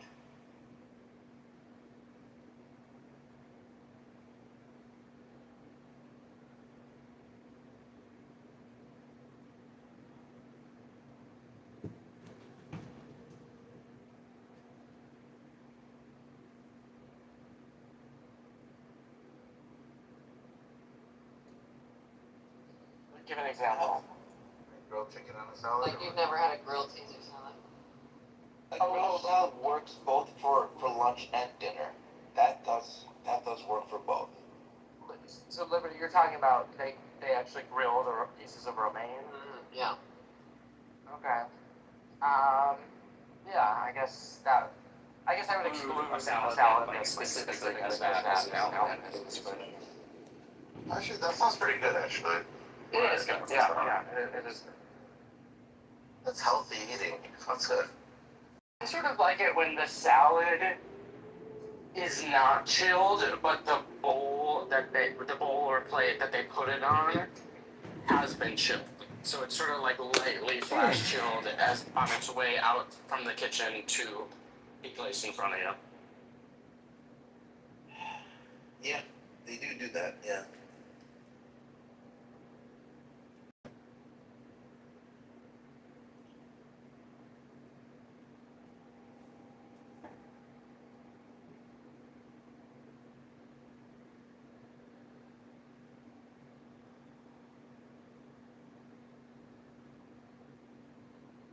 In my mind, I don't know if this is actually the case, but in my mind, it's sort of similar to. I'm thinking about the production of iced coffee. There are many different ways to make iced coffee. I think almost all of them should be a cold brew process, with the exception that you can do a really good hot brew concentrate that is flash chilled. And that's an arduous process because you need to have like ice elements that are significantly below freezing. Like, freezing is 32 degrees Fahrenheit, whatever. Like it's like, triple digit points. What is like like dry below ice? that. Yeah, you Not really quite dry ice, but like the coldest ice you can get that's not dry ice. And you sort of like flash chill it so it's like instantly super frozen and like dilutes the ice and the concentrate, and it creates like a really Right, you're amazing getting into texture. autism. That's autism level stuff. Well, that's how I feel about my coffee. People who come to this room know. Only very how I few feel about people coffee. know about that. Very, very few people know about that. Oh, you guys are lucky and privileged because now you do, because of my I esoteric knew knowledge about of coffee. Yeah, no, I knew about it. Okay, you decided that I think. Because I lived in Colombia.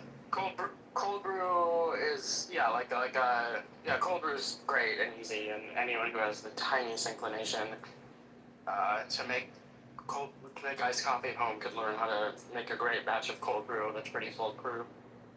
I will tell you the best coffee is really the Colombian coffee. Yeah. I kind of agree with that. I know it's very famous, but yeah, I agree with it. In Colombia, I have to clarify. The Colombian coffee, you need to drink it in Colombia, because the stuff they send out, it just doesn't taste like the stuff that in Colombia when you have it. I mean, Colombia is one of the largest producers of coffee in the world. Most of it is commodity grade coffee. That's absolute garbage. I think Vietnam actually produces more coffee than There definitely are some like cherished micro lots of coffee that come out of Colombia. Most of that does not say in Colombia, although more of it will. I will give Vietnam something. Iced coffee. Their iced coffee is fantastic. Yeah, it's pretty good, but all of their coffee is Robusta bean coffee. They don't do any Arabica there. Robusta beans are much more forgiving as far as their growing environment. Arabica beans need a much more particular, precise growing environment to yield any crop at all. my favorite growing regions, and I like all the growing regions, but my would be like the absolute top tier micro lot Ethiopia's, other East African coffees. Ethiopia, you're a good chef. It's really good. Yes. Ethiopia is what's it called? Simba. It's SIM something. Yes. But that's very good. Yeah, my comments are coming back, so I like the discussion. Yeah, Ethiopian coffee, it's just a different flavor to it. Well, it's extremely complex, isn't it? Well, yeah, it is sophisticated. It is. It's not mainstream American type of coffee. I just can't see it getting So that level. can I litmus test your general coffee knowledge since you immediately qualified yourself as being an expert?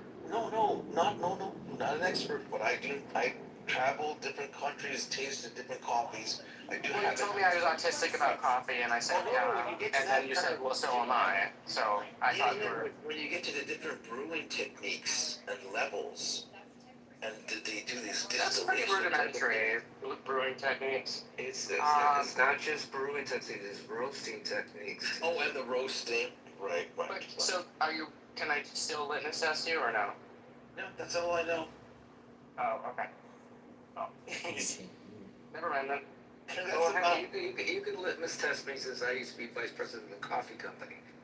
Okay, what is the probably single most pertinent, unique fact about Ethiopia as a coffee growing region? I failed that test. I don't know. Ethiopia is the mother place of coffee. It's the only place in the world where coffee grows wild and indigenous. Everywhere else that grows coffee, it was to trace the coffee bean's lineage, the coffee plant's lineage back to Ethiopia. Good to know. I did not know that. Okay, Joe, do you prefer the Colombian coffee or the Ethiopian coffee? I like them both. I think they're really different. Again, it comes down to the roasting of it. If you do a nice medium roast of both of them, and I drink my coffee neat. I don't drink milk or sugar or anything. How are you gonna beat Darren? He's millions, 40% more votes than Premier. Better for the Ethiopian only because the Ethiopian is more consistent. There's a lot more variety coming out of Colombia. Shoot. Wow. You edged it out to the Ethiopian coffee over the Colombian. I did. But like, just comparing like a broad growing region like that, 1-to-1 is not. It's definitely like an apples to oranges thing. Because when you talk about like getting anywhere near to like the best levels of coffee production, you're talking about extreme artisanal micro lot, specialized farmers that have operations where there's a singular obsession with quality and the exact perfect microclimate with the exact perfect varietal of bean and a little bit of luck in the harvest. So it's like by far most coffee is just grown to commodity grade, which is not even part of this discussion at all. So it's like are the best coffees better than most coffees in Ethiopia? Of course. Are the best coffees in Ethiopia? So if you're talking about only like the absolute best of the best micro lots that come out of each growing region, then maybe you could have a discussion. But I don't think that's what we're doing. Okay, one side question, Joe. I was going to buy a few coffee farms in Colombia just because I like the country and I like coffee. And my family's been in the farming business.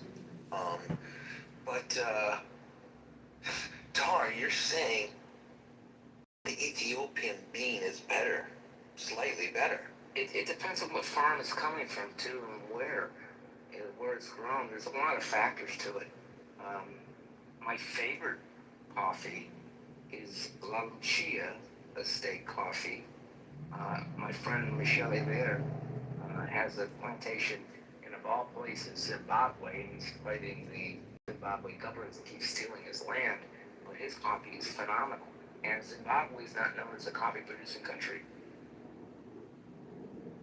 Oh, I've never had Zimbabwean coffee. See if you can find La Lucia Estate, Michelle Hebert, He's a Lebanese Frenchman, and his coffee is phenomenal. La Lucia. Oh, okay, thank you. And he came over. He used to come over. We used to buy green coffee from him, and he came over and told us all about his estate and everything he was doing.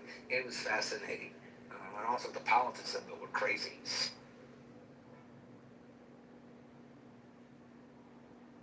It's on my list. Thank you. I mean, I put it right up there with Jamaican Blue Mountain and Kona, and I think both of them are overrated. I think they're overrated.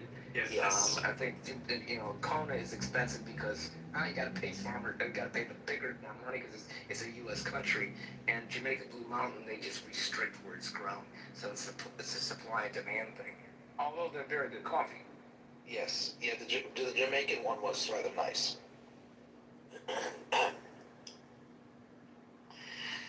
Especially after they have a fantastic seafood dish with their beer. That coffee afterwards is a nice finish. What part of the country do you live in? Me, I'm a Jersey boy, but I'm going back to Columbia. What was I going to say?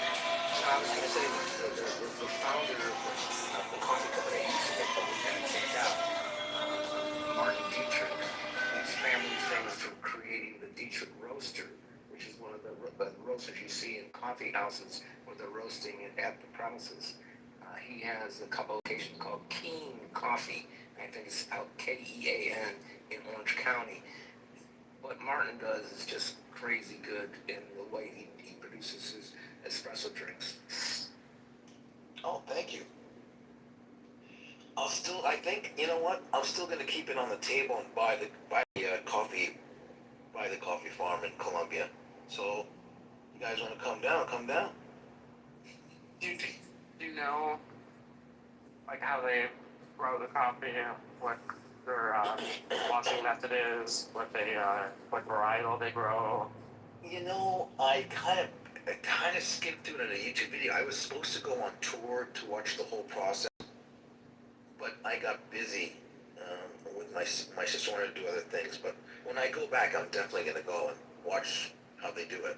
You could actually call Martin up on the phone. He's in his coffee houses, and his family, both sides of his family, owned coffee plantation, which are farms in Guatemala, and so he grew up there, and so he knows about the actual growing part too. He'll pick up the phone and he'll talk to you. He would just love it. When I was at one of the coffee shops, the owner of the coffee shop was also the owner of the coffee farm. So he would show me, he would bring out all the different types of beans he had, and we would smell the beans, and it was incredible to meet the farmer himself. And he was, he was just telling me about the business, what it's like. Oh, I cleared out the room. Well, you know what? The three of us are interested in coffee, so I don't. I know. I just love coffee. I love it. It ended up us three because we're a little bit on the spectrum for coffee. Oops. It's okay. People spend a lot of time in here talking about stuff that they do like. If they could only really taste the differences of the coffees, if they could only just know, like. If you're interested, actually, since you're thinking about buying a farm, there's this book from the early 2000s. It's titled God in a Cup, and it tracks the lives of 3 of the top coffee buyers in the world that are sent by some of the most obsessive coffee companies to go all around the world, all the growing regions, make direct relationships with the farmers to procure the best possible crop. And it, tracks their adventures and meeting people in tiny rural villages who, where there's no language barrier, and how they have this singular focus on quality crop. And then it also specifically goes into the history of this one bean where it's actually a coffee farm in Boquete, Panama. It's a tiny little micro region high in the mountains in Panama. And it was this hobby project farm that was purchased by a former Bank of America CEO. He wanted to retire to be a coffee farmer and singularly obsessed with producing the best coffee in the world. So it's this cherished varietal grown in the storied microclimate, and it produces this coffee that is only sold at auction once a year, and it's sold to all of these coffee roasters around, mostly, it used to be all like North America and Japan. Now it's expanded a little bit, where they just bid on the different lots, and because there's only so much, and it's among the best coffee in the world. And I worked, when I was in my early 20s, I worked at this super high-end coffee shop with a singular obsession for quality in this regard, and we used to sell that for $20 a cup back then. It was in the early 2000s. So that's you were in the Matrix. We didn't hear what you said about the coffee. We heard $20 a cup. We didn't hear anything before that. Oh, so this coffee that's sold at auction by this son who's the former Bank of America CEO, who has like a perfect coffee microclimate and the perfect varietal. It's sold at auction in all these different roasters around the world. The company I worked for at the time, we sold it in a cafe for $20 a cup, and this was in the early 2000s. Oh my gosh! Fucking pussy, those is gonna lose. And it's incredible. So anyway, the title of this book that I was talking about earlier comes from this coffee in particular. One of these people who's among the best coffee buyers in the world. What's the name of the book again? God in a Cup. God in a Cup. And he describes first tasting this coffee in particular as like seeing the face of God in the cup. Oh my gosh. And Wow. I'll never forget the first time I tried it. It was like, tasting it was like everything all at once. It was like every possible like good complex coffee note flavor all at once. It was like chocolate and berry and it was in Panama. Panama. It comes out of Panama. Yeah, it comes out of Panama. Okay. Thank you. Yeah, and it was just I had to like force my body to not go with my instinct, which was to like gulp down this coffee. It was just absolutely incredible. Wow. If you this coffee is called La Esmeralda. If you do a search for La Esmeralda coffee, I haven't looked at what it goes for lately, but it used to be sold at retail. And this is in the early 2000s at $200 a pound. So, imagine that in today's money. Yeah. That's what I wanted to ask you. I want to ask you that time frame. You said it was early 2000s. Have the following generations had a similar zest for coffee? Because in my generation, we were crazy coffee. Yeah. There's a lot of young people who, they enjoy wine, but they enjoy coffee like people do enjoy wine. Oh, they enjoy wine also? Well, I just mean in the sense that they're very into the origin of wine. They enjoy wine also? Oh, really? Oh my goodness. Are you a millennial or what are you? Sort of. I'm like maybe like the oldest. How much is Chia a pound?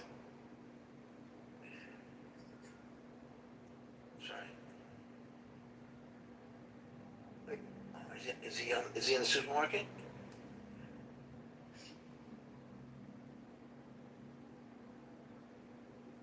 Joe, are you in the supermarket?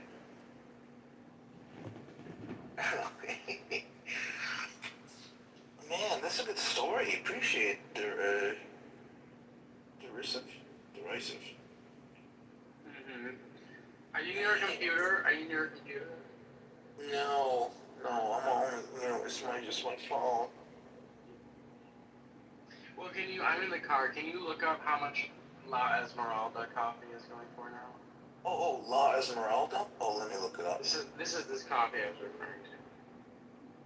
La Esmeralda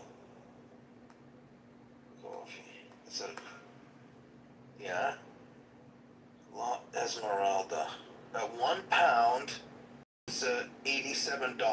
eBay.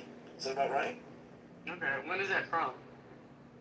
Well, here, let me see on. I mean, does it say rose date? No, I'm getting it from. Oh, here we go. Let me see. Oh, La Esmeralda. Here we go. 8 ounces, $60. Coffee beans. Right. Honestly, I would do it. if you have some disposable income, which it sounds like you do, I would buy some and try it.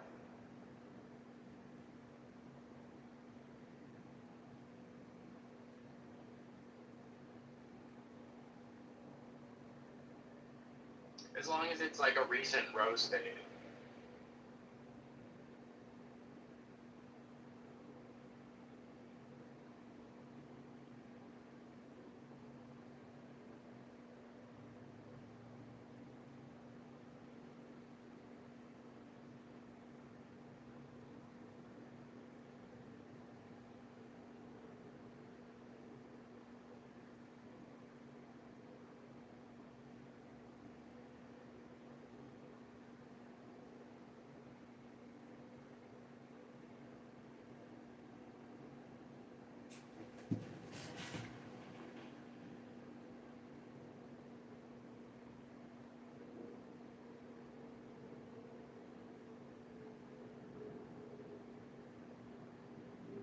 Holding this question for a while. It's really quick because he keeps on bringing up the Shabbat. I just want to bring up the principle of it. In the Torah, you cannot find where it says you cannot buy and sell on the Shabbat. But yeah, I mean, I'll go ask you this. Do you think that? Listen, if you're doing Xanax and alcohol, I don't fuck with that. I don't fuck with anybody. Well, why Blue Moon specifically? I don't know. You said Blue. She said Blue Moon. Maybe she thought you were an American. That's all you like. Well, of course she knew. She knew I was American. It was from Connecticut to D.C. What was she? She was white. American. That's pretty So standard. she was trying to consensually drug you. She was trying to figure out. Unbelievable. She was trying to get a sloppy toppy before the plane landed. Impregnate herself and then claim child. It was the weirdest experience. She was trying to give you a sloppy toppy before the plane landed, and you totally misread the flag. I didn't do it. I didn't misread the flag. I knew what she wanted. But you don't need to give me a fucking Xanax and a Blue Moon. You know? Yeah, bro. But all you have to say is no thank you. That's all you have to say. Just grab it and roll it, you know, like that. Pretend you did it. I mean, and that shit is dangerous too. I don't know why people do that. So I haven't had Blue Moon before that day. I didn't have it with her, but I tried it. Like when I was down there, I was like, let me try this Blue Moon. I was like, it's okay. It's like a thicker, it's like a thicker Budweiser. It was like I don't know. Dude, it's fucking weak. Budweiser sucks too. I love Heineken. Everybody loves Heineken. Yeah. If you're gonna drink beer, it's like drink real beer. As an American, fucking cool. Blue Moon is white ale or whatever the fuck it is. Next thing you can say is like, I like Coors Light. Come to Europe and then you will see real business. Yeah, I know. I know the Germans laugh at American beer. Even the English do that, seriously. What's your beer like? Budweiser is good. Is it thick or is it skunky? Is it what's it? You got like IPAs. Yeah, we have IPAs here. Like we have Sam Adams. It's IPA. 805 is good. Have you tried American Bastard? No. A good example, if you like Heineken, people like Heineken, have like Amstel. That's good. We have that here. Yeah. It's probably watered down though. Dude, have you tried the 0% Heineken? I don't know. 0% beers, right? It's probably an empty bottle. Have you had Lebanese beer? No. Is it good? Almaza. I used to drink Almaza. What's it like? It's a Pilsner. That's good. Yeah. Very good. There's two things that I think of when I see Faros. Lebanon and Kanafe. Kanafe? What do you mean? That's that. Listen, once the Lebanese start claiming Kanafe as theirs, it's all over. Well, whose is it, brother? Palestinian. It is. It's Palestinian. I thought it was The Turkish. Lebanese. No. There is Turkish too, but there are different types of. There's The different famous types one is the of, Palestinian. yeah, the Knesset is Nepalese. yeah, is the original. Yeah. That's what we're famous for, is the Knesset. And it's good. I like Palestinian Canadian. Yeah, but you have to get it when it's, made on, with a, what, I don't know what you call them in Arabic, a board, the open flame. Oh yes, yes. I like mine in Oh. kak. You know the kake, the sesame bread. Oh, kayak, yeah. Yeah, and they put it inside of a small one. Oh, that's so good. That's like the best breakfast. The kanafa, though, when they make it, like, they grill it? I guess it will be grilling, right? It's grilled? It's on a flame and you put it up. To read that book, it's a great fucking read. It will open your eyes, man, and put all the pieces of the puzzle together. And explains why women are the way that they are, why men are the way that they are. It explains the behaviors and environmental challenges they were faced with that caused them to develop these traits, and how we see these traits today, even though a lot of those external environmental influences don't exist anymore, but because we've been so ingrained, because we spent more of our development in the raw wild versus in this, civilized society that we currently live in, while we still continue to see these types of traits exist today. But it's a great fucking book, man. Right.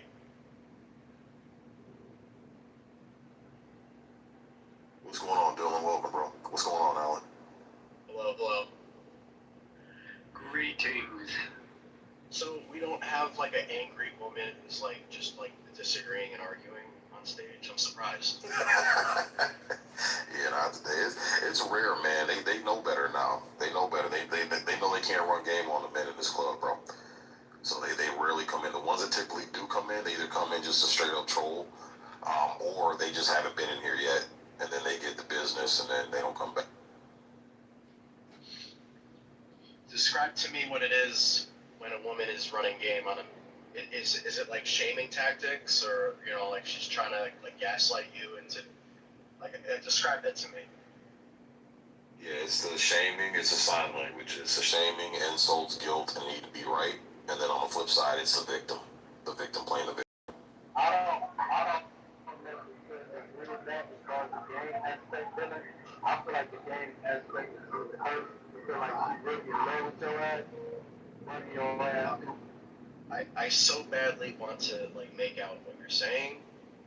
It's just the quality of the audio is terrible. Is there anything you can do to improve that? And also, I'm sick. Yeah, I couldn't even understand you, nigga. You gotta go back to your big mic, bro. So wait, saying that I don't necessarily agree with Sig as far as that game aspect goes. I feel like they using game is still making you feel like they really fuck with you and they love you or like you, and they're running your ass through the ringer. That's how I feel like. So like that's when like a woman's like running game on you in a manipulative way, like in dating, right? But I simply just meant like when they come in here and they try to tell you that you don't know what the fuck you're talking about or something like that. That's what I was talking about. But sick, that was the first time I ever heard like sign language. So he said, what'd you say? Shame, insult, guilt, and need to be right. Yeah, Kevin Samuels coined that. Yeah, that's from KS, man. But yeah, he calls it sign language. Shame, insults, guilt, and the need to be. That's the aggressive part. So women have two factors. They've got the passive and the aggressive. The aggressive is the sign language. The passive is playing the victim card to get sympathy and get out of the accountability. And get out of discussing. Yeah, it's a tactic. It's called Darvo. Yeah, hit that Darvo up, Adrian. Yeah, you ever heard of Darvo, Dylan? No, what's that? Yeah, Adrian's got it, man. Yeah, Adrian. It stands for deflect, attack, reverse, victim, offender. Meaning that when you are having a debate with a motherfucker, they will come with these strong opinions, and And then when you challenge their opinion, they will deflect, then they will go on an attack, and then they will reverse the roles and make it seem like they are being victimized and you are the offender. It's a gaslighting technique. Yeah, if you want a really good explanation, watch the clips of Bill Burr, How Women Argue. He's dead on. Yeah. If they're right, they know they're right, they'll stay on point, and they make sure you stay on point too. If they're wrong, they go rogue, and they'll bring up anything at all, you know, to piss you off to the point where you get mad that you call them a cunt, and then the argument is over. That's cool, but you know, I don't argue with women at all. Matter of fact, I think you should never argue with a woman, because I think if you argue with a woman, what you are effectively doing is you're showing her that you see her as equal. Because why would you argue? Okay, if you argue with a woman, you're subconsciously teaching her that you view her as equal to you, and then why? You got to think about this. Why would she respect a man who is looking at her like that? That's kind of genius, but it's also kind of scary. But okay.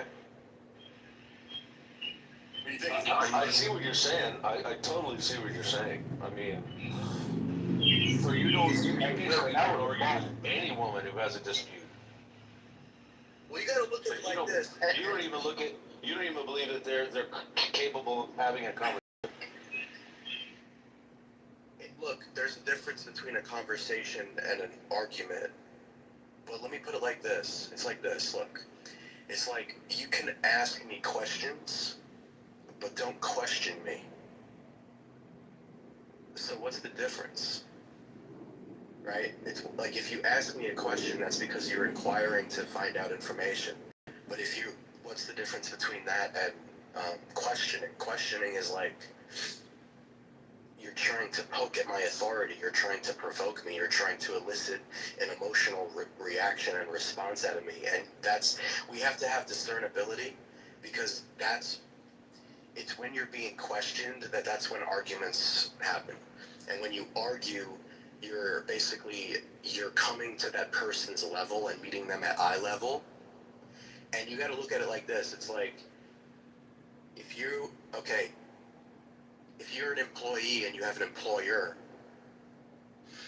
or imagine that you have a bunch of coworkers, and imagine that your coworkers start to get into arguments with your boss, and your boss starts to argue and bicker back with all the employees.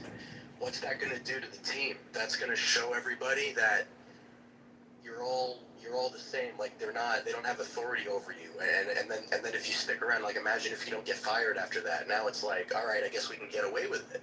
I guess we can get away with arguing with boss.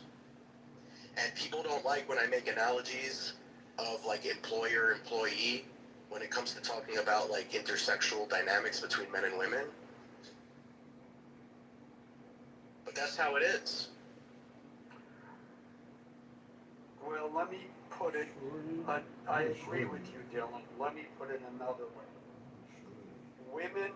When a woman is in a relationship, women are concerned about safety and protection.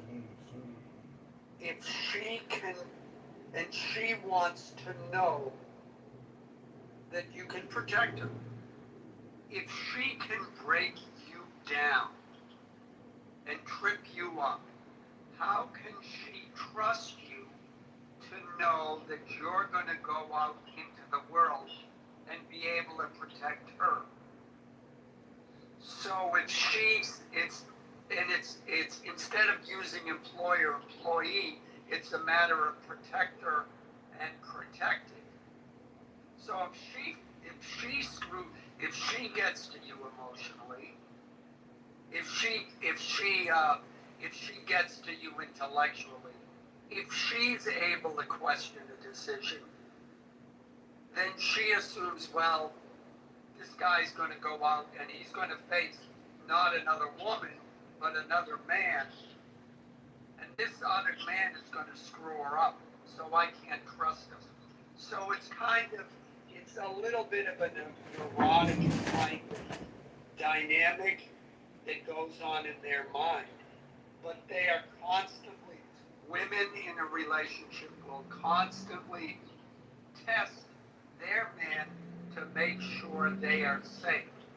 So if you do what you're saying, Gil, and you say, yeah, you can ask me questions, but you can't question me.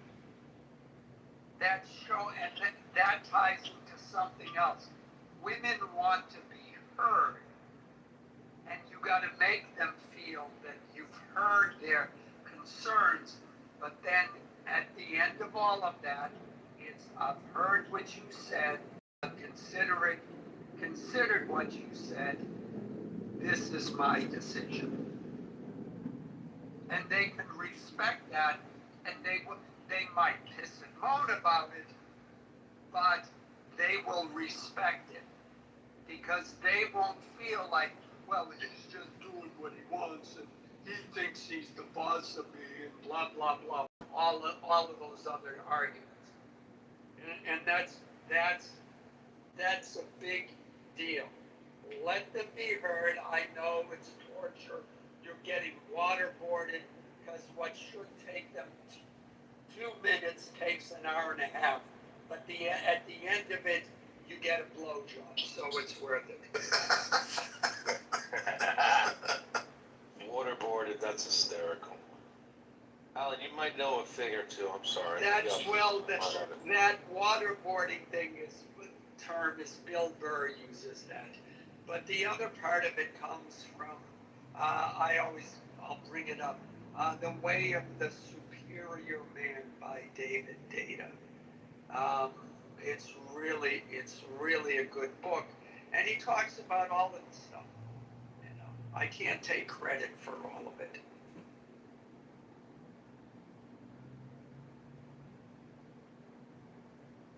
I think the biggest thing is, and I hear what old boy is saying, man, is that, when you stoop down to that level, when you go on that petty back and forth shit, you're sending a clear signal that you're on the same level as them, and that's where you're gonna lose respect from them. And I'm guilty of that shit too. Like I said, I gotta wake up, slap the bitch out of me every day because I was raised by a bunch of overly emotional, single, fucking retard women. So I had a lot of bitch in me. I still got some bitch in me, and I gotta smack that shit out of me. Sometimes I'll be going back and forth with these bitches, acting like a fucking bitch too. So, but I'm learning to realize my man is 100% correct. When you go back and forth on that petty bullshit, bro, you just sending a clear signal. I'm on the same level as you, and you're not gonna get that respect back. Sid, why do you think they say I hate black women? Because I dismiss their ass. They're like, tell the truth. They're like, keep going. You a bitch. You nigga incel. Your balls small. That's incorrect. Your dick small. That's also incorrect. You ain't got no bitches. That is one thing that is correct. I don't care. And the more you just basically speak to them like they don't mean anything, guess what happens? They fuck off eventually. It's just how it goes. Well, Isaac, they don't like you because you're not white. Come on. You're right. If I was a white man, I mean, they would still say all that stuff, but they wouldn't say that I ate black. No. They're look. In my experience, they are all of the blame and anger that they project onto black men, because you were supposed to save them from all of this systematic and historic slavery. Nigga, what? Okay. What? And I'm not saying all black men. I'm just saying you, I think. They hold you personally responsible. Anyway, but all of them. wasn't getting paid. The government gave me. It doesn't matter, Isaac. It doesn't matter, Yeah. nigga. So, but You should have put on your cape. you know, a nice white man like me is like, no, they don't blame me for that. It just doesn't happen. You know, that's a good point, though, Alan. Because these women, when you see the last room I was in with all them fucking black hyenas in there, this one bitch just snarky as hell, man, extremely passive aggressive, man. I mean, and she was an old bitch. This bitch got to be in her 50s, man. She one of them old shrews. And she admitted she only dates white men, and she's got a nice, proud picture of her arm in arm with George Lucas, smiling ear to ear. Just happy to be under the graces of this white man, this rich white man, and bragging about how I stopped dating millionaires because millionaires, you know, a lot of them are living check to check, and they look like they're living this life, but they're not. So I had to move up to billionaires and trillionaires. I'm sitting there. So you're bragging about, and I don't fuck with niggas, and you know, well, she didn't say fuck. I gotta give her credit. She didn't curse or anything. She was very articulate, but just the disdain in her voice for black men, and then when she spoke of how she's been able to enter these circles of trillionaire and billionaire white men, just her voice changed. And you see this with these black women when they're dealing with their own men. It's just this disgusting, vile attitude. But as soon as they get up underneath a white man, bro, it just all that shit goes away, man. They're like little Susie Q's tiptoeing through the fucking tulips, bro. And it's the weirdest shit. Alan, here's what makes me laugh at what you were saying. I used to say, if ever had a black slash to say, maybe like a black woman slash other black men. The thing that makes me laugh is, when I was a hacker, the U.S. government offered me a lot of shit. Like, a lot. I'm talking, money was always constant. That was when you were a what? A hacker, computer hacker. Oh, okay. Your Uncle Sam offered me not even the world. Motherfucker was going into space with some of the offers. All I had to do was sell my soul. Not gonna lie. I sold it. Great offers. There was a lot of great offers. But I didn't take them. What the fuck do black women got exactly? I'm trying to understand. Save them for what? What is going to come out of that? Their sons not being niggers? That's it. That's all. That's all that's going to. Our babies are going to be proper black men. That ain't a price. Bro, that ain't fucking worth shit. No. If I didn't sell my soul to Uncle Sam, which to be honest, it's Uncle Sam. You gonna get something worth it. What the fuck? That doesn't even make sense. Save them for what? No. They wanted to assimilate to America and be white women. That's what they wanted. That's what they said. That's what they've been screaming since 2018. So me, as a fully assimilated black man, I have one thing to ask. Do you want fake hair or straight hair? You can't have both.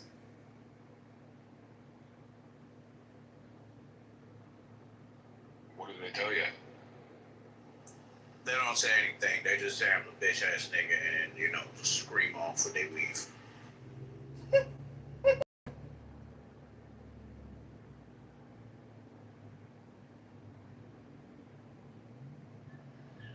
Yeah, well, sounds like you've had some interesting experiences, Isaac. I mean, do y'all just do you not assume that the reason a lot of them treat black men the way they do might be just because they got daddy issues? Because there are white women that treat men like shit too, and white men in particular, and those white women, a lot of the times, they got daddy issues. But then, they'll hitch up with a black man, and they'll be good. So I was wondering if maybe that daddy issue. I can't really say it's the whole dad thing. I would say it's a lack of actual parenting, because this is something I can honestly say about a lot of black girls that I saw growing up. The only thing that their parents basically did was give them shit so they could shut up. There was no actual teaching the child emotional regulation, conflict resolution, how to act in public. None of that really transpired. It was, all right, we going in the store, don't speak, don't say nothing, blah, blah, blah. And that's basically it.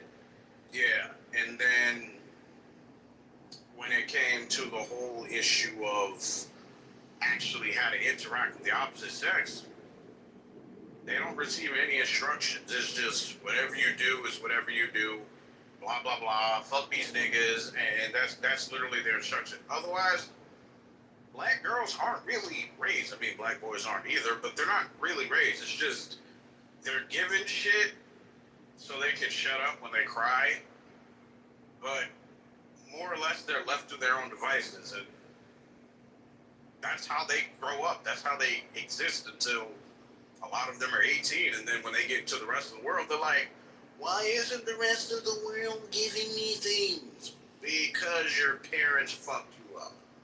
That's the real issue. Now, the white girls with daddy issues, I know what you're talking about. I've seen that. I've actually come across that.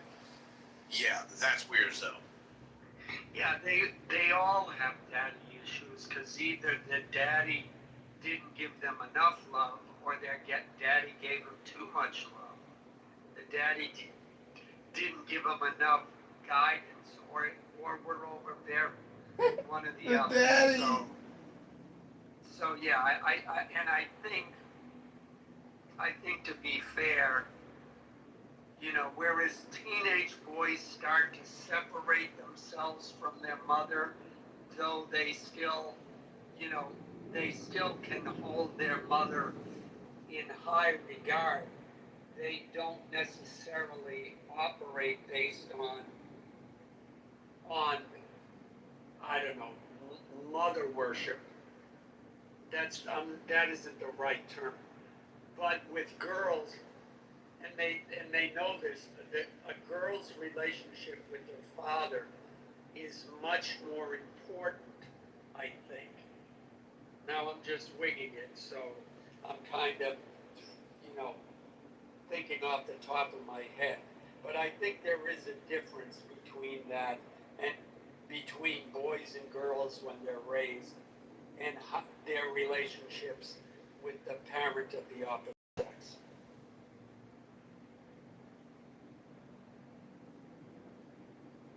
I was gonna say, I think it's more mommy issues, Florida, but if we're talking specifically women, if you sit and we listen to these black women talk about their upbringing with their mothers, and a lot of them, they've been severely mistreated by their moms, man. Like, it's like a competition thing. And I've heard a lot of them say, you know, they got kicked out at an early age, or, you know, when they started developing and dating boys, they started having issues with their mom because their mom was jealous, and, you know, and that caused a lot of strife and chaos in the household. And then two, there's the issue of the mom having so much animosity towards the dad because, you know, either the dad cheated or he didn't stick around, or, you know, whatever the case is, whatever narrative they try to explain away why the father's not involved. And they spend that daughter's childhood just literally, you know, men ain't shit, your daddy ain't shit, these niggas ain't shit, you know, your daddy ain't give me enough child support, ain't had a raise in his child support in years. And like, you sit in these rooms and you listen, these women are having these type of discussions, bro. Like, this is typically what you hear in Florida. So I think it's more mommy issues, and then they're incorporating their mother's trauma with men and all the vitriol they've heard throughout the years, and they're kind of taking that on. So then when they step out and start dealing with men, and they pick that guy that they're physically attracted to, but he just ain't shit. He's not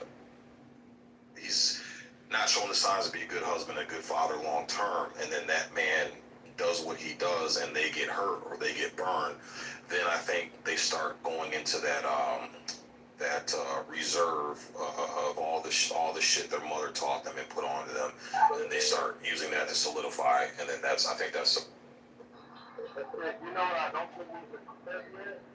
Or how some of them sabotage the relationship. The man is a good man. He buy, sex, show up, and the nigga don't even shoot. And they will sabotage that relationship and go get him in pocket. oh yeah. Oh yeah, no, that's true. Yeah, that's true too. Yeah. A bunch of good guys, man. Yeah, they didn't cheat, they didn't do anything. But again, the good guys are too soft. So they get turned off. They want the chaos, they want the emotional roller coaster, they want the stimulation. And the good guy who they claim they want is right there in their face, giving them everything that they claim they want. But then they lose respect for him because he's not giving them that emotional stimulation that they crave. And then they end up, beating his reputation into the ground. What's going on, Nick? What's up, bro? How you doing? Not too bad, brother. How are you? Good, man. Can't complain. Good. Yeah, I think a lot of these black women, man, I think it's their moms fucking them up. I think it's just black kids in general, man. Because like I said, 70% of us are raising out of wedlock situations, and the overwhelming majority of those out of wedlock situations, the mothers of the prime custodian of that household they're being raised in. Well, there's something to be said about that, and like, I was raised by a single mother, bro. Like, I didn't have a dad teach me right from wrong in every situation. I didn't have a dad teach me how to go through difficult things, how to be, like, fiscally responsible, how to X, Y, Z. Like, you gotta learn that shit on your own when you're raised by a single parent, regardless whether it's mother or father. But something tells me that, well, maybe I'm just being stereotypical about it. There's pros and cons depending on which way. Like, if you had to pick one or the other, I don't know it would be easy to do. But yeah, I think if a part of it is just being raised by a single parent, one way or the other, you don't always have that experience of having both parents around to see what a good relationship looks like, what the foundations of that are, how it works in day-to-day life, and as the years go on, I don't know. You just gotta fucking test the waters for yourself at some point.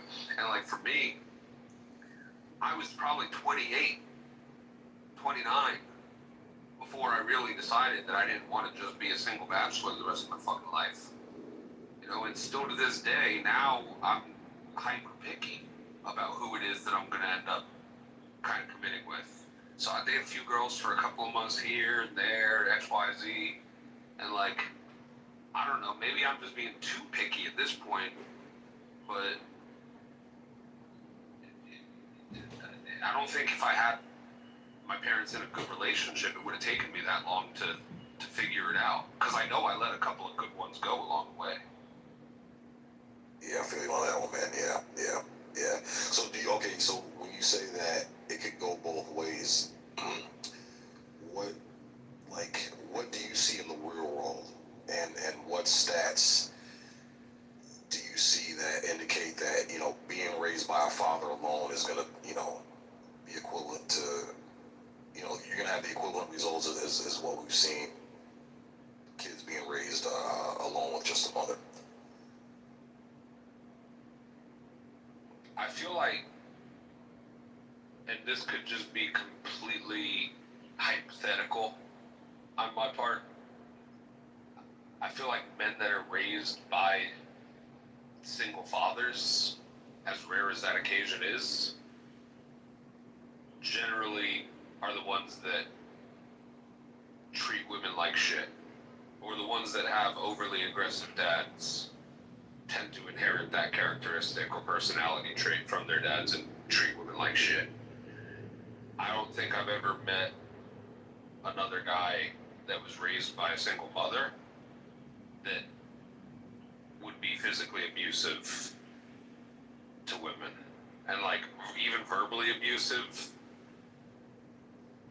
emotionally abusive. That shit is just much more rare coming from men that are raised by single mothers. So there's something to be said about learning how to treat women when you grow up mother. 100%. Most of the group of niggas I know was raised by a single black woman. Well, maybe it's, like I said, this could just be hypothetical. I don't know if you want to give some anecdotal examples. I'm here to hear it. One thing I can agree with you, Florida, is a person with mother issues, that is a different type of reaction. Specifically, woman with mother issues. I'm not even going to say I understand it. I've asked people who do psychological research in what is exactly the cause of the, not even evil, just vitriol and outright, not aggression, but just violence that a lot of girls, when they grow up, I've asked some people that study this, and they say there is no deeper explanation except for the girl doesn't want to be a woman, and I'm not gonna say I understand that, but that's what they tell me. They said if the mother does give them this extreme abuse of any type, the girl then just kind of women don't really compartmentalize or internalize anything, but the outward expression is just violent and hateful. That's just kind of what you get. And no, there's no deeper meaning besides that's just how they react. And if it continues, you just continuously get that sort of attitude until either the person learns how to deal with it or not. And I mean, I gotta be honest, I'm not a woman and I didn't have any abusive parents, so I don't know. I really can't say why a lot of, not even a lot, almost all women that have bad mothers turn out like that. I don't understand it, but that's just how it goes. And yeah, like Sig brought up, a lot of black women are raised by very horrible moms or women. So you'll get this hateful, violent energy when there's no real reason for it. The other aspect of it too, I think, is that like women that are raised by single mothers, they tend to value like the security aspect of a relationship more, like the comfortable kind of like financial security aspect of it more, where like they have seen their mothers struggle their whole lives, and maybe those women have to like start helping out around the house at an earlier age and don't want to have to be in that position. Maybe they tried something for love once or twice, regardless of like socioeconomic status, and those situations didn't pan out for one reason or another, and then they like gave up and want to just lean into like find me a man that's above my status. I've seen that a multitude of times. That's probably the most common kind of thing that I've recognized. Yeah, I think, and to be fair, I did ask Florida, what he's seen with his own eyes out in the field, so I know he's given his anecdotal perspective, just to be fair. But one of the things, like, kind of real world experience I've seen Florida is like out in like a shopping environment, at like Target or, mainly Walmart. It really ain't happening at Target. But I have yet to see a dad who's alone with his children explode on a kid when the kid starts touching stuff or, you know, crying or whatever. But several times I've seen it, you know, and specifically pertaining to black women. If their kid starts acting up in a store, don't touch that nigga, get your hands off, shut the fuck up, shut up nigga. You know, I've seen it several times. I have yet in my 42 years on this earth yet to see a father out in the public respond that way to an unruly child. A couple of reasons for that. But like my father personally, my dad used to lose his shit all the time for like the dumbest shit looking back at it. Just make fucking ridiculous threats, get impatient. Maybe my dad was soft, but I do hear what you're saying. And I agree with, I haven't seen that either. Now the white woman on the other hand. I think there's a lot of reasons for it though. Oh yeah, now the white women on the other hand, they let their kids go berserk and they don't say shit. That shit's annoying as fuck. Kids screaming through the store for fucking an hour on a plane ride and white moms just like, come on, please, Billy, come on, you know. Well, that's since the 60s. Oh, you can't be too hard on your kids. Try and redirect their behavior. All that, you know, modern behavior. I've never lived in, I just want to clarify, I've never lived in a very, very overly white area. I've only ever lived in pretty fucking diverse communities. Not just black and white, but also equal and fair mixes of Hispanics and Asians too. So when I'm coming at these conversations, guys, I'm not looking at it from a racial lens because I don't know if I can recall enough one way or the other in that regard. But, you know, I know white women that lash out at their kids too, who just get super impatient. And I think part of that is because, especially if they're single, they deal with a lot of internal stress. Whether or not they bring that stress upon themselves, I guess that's up for debate, and that's a different part of the conversation. But they're dealing with a lot of stress for one reason or another, and they don't always know the healthiest ways to deal with that stress. And if they don't have the father of their kid around to help do some discipline in public, sometimes maybe they feel like they're just they're over it, or they want to try to overly exert themselves so that maybe they think they're giving themselves a good look when they try to overly exert themselves, and it's backfiring on them. And then there's others who just are genuinely soft and they just don't give a shit, and they've just kind of given up all hope at that point. I don't know, man. Yeah, I've seen that too. Yeah, just don't. I think there's just a lot of anomaly. There's so many different ways that this shit plays out in real life. I don't know if it's racial whatsoever. I'm not a fucking sociologist or a fucking psychologist. I don't have enough deep relationships with enough of these types of people to actually draw real world conclusions. It's just really all hypothesis, quite frankly, as far as I'm concerned.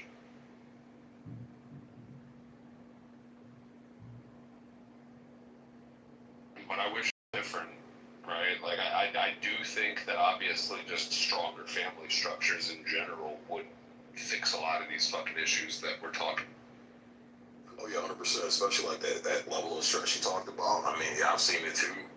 You know, I think it's more prevalent in the households where the black woman is the custodian.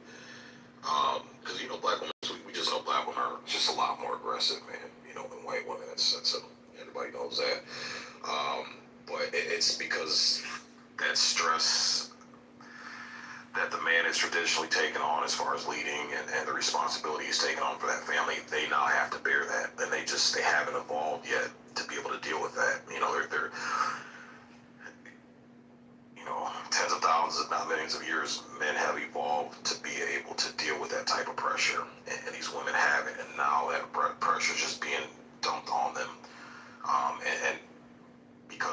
emotional creatures, man. You know, they're just gonna fucking wig the fuck out. You know, they're gonna chump the fuck out when it comes to dealing with these kids. So I think that plays a lot of part into it. That's why these women are so fucking stressed out now and complaining and in tears and crying and on all these fucking Adderalls and Prozacs and Zometafins or whatever the fuck they call them shits, but all these emotionally regulatory medications, they have to be on it in order to deal with the stress of maintaining and running a household on it. Don't forget the alcoholism, see? They gotta have a drink there every fucking day. Yeah, that's why Kevin Samuels, I mean, he was joking, but there was some truth to it, man. Invest in wine companies, man. Box wine, fucking cat food, dog food, you know.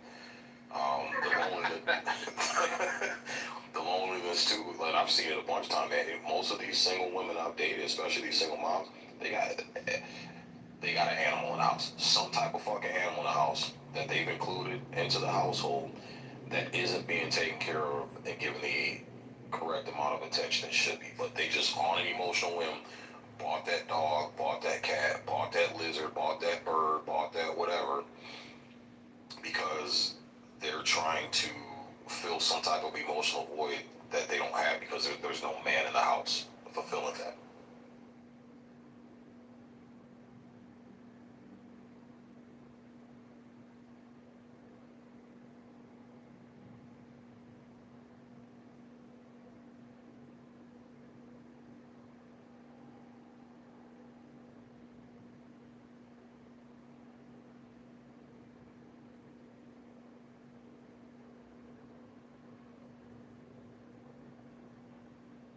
So let me ask you a couple questions, Florida, and you know if you want to answer, you don't have to answer if you don't want to. But you said you've been, you know, dating chicks a couple months here, a couple months there. Are you ending most of these relationships, or is it the other way around? The ones that haven't worked out. 50-50, you know, like my biggest flaw in a relationship, though, at this point in my life, I'm stone cold, like emotionless at this point, to my own detriment, and like I have a hard time connecting on a deeper level, like with these women, and so either A, I just kind of get bored and stop talking to them when I feel like I'm just done, or B, they tell me that they don't see it going any further, so it is about 50-50 for me. But like I don't feel fucking love anymore at this point. It's not good. But How old are you? Like in your 30s, 20s? Yeah, I'm in my mid-30s. Yeah, dude. I think I hit that point when I was about 27, 28. Not that I have relationships, but I feel you. It's something that I'm trying to work through. Like I said earlier, like by the time I was 28 or 29, that I did want to try to fucking find somebody and settle down family, but that's my internal struggle. I can't speak for everybody. Let me ask you. Go ahead, Isaac. The best thing I can say is don't compromise what you feel. If you want what you want, I don't care what anyone says about you gotta tone down. Nah, these women ain't toning down their expectations, they're actually increasing them. So me personally, I say when it comes to what you're looking for in a person, do the same. I just think some of us might have missed our window to do the whole get down family thing, because everyone says, and a lot of evidence shows, it's the mid-20s, 26, 27, 28, that's kind of around the time that you're supposed to do it, and everything after that is just getting chances. So me, I've kind of just settled on probably not going to get a family or married. Doesn't mean I don't want one, but yeah. Got a question for you, Florida. Were you always emotionless like this as you described? And if not, what do you think was a driving factor to start getting you to navigate that way? Yeah, mostly. mostly I was. I think I was kind of a 14, 15, maybe 16 years old by the time I kind of made up in my own head that like being a single bachelor might just be like a better way of like a more fun and like entertaining, more kind of fulfilling way to just live life. And maybe that is due to kind of the different relationships that I saw my own mother and sister going through, and the relationships that my friends' parents had. So I think I was an early age when I kind of like tried to start convincing myself that I just didn't ever want to be in a relationship. And then I met someone when I was in my early 20s that lasted several years, but like the emotion and connection thing for me just never really developed all the way for me. And I think it led her to like end up moving on from me. I'm like the prime candidate for like, oh, she divorced me because she said that I wasn't fulfilling her emotionally enough type shit. So I try to be cognizant of that all the time, especially with women who I'm just talking to casually, like, or on the app specifically. Like, I don't have to, I can try to be more honest and let my guard down a little bit more when I know that there's not like a relationship to try to maintain or develop. But I've kind of always been this way. Like I said, by the time I was 20, 29, I think that's when I started being cognizant of the fact that I had to try to change that. But I feel like I'm just calloused at this point.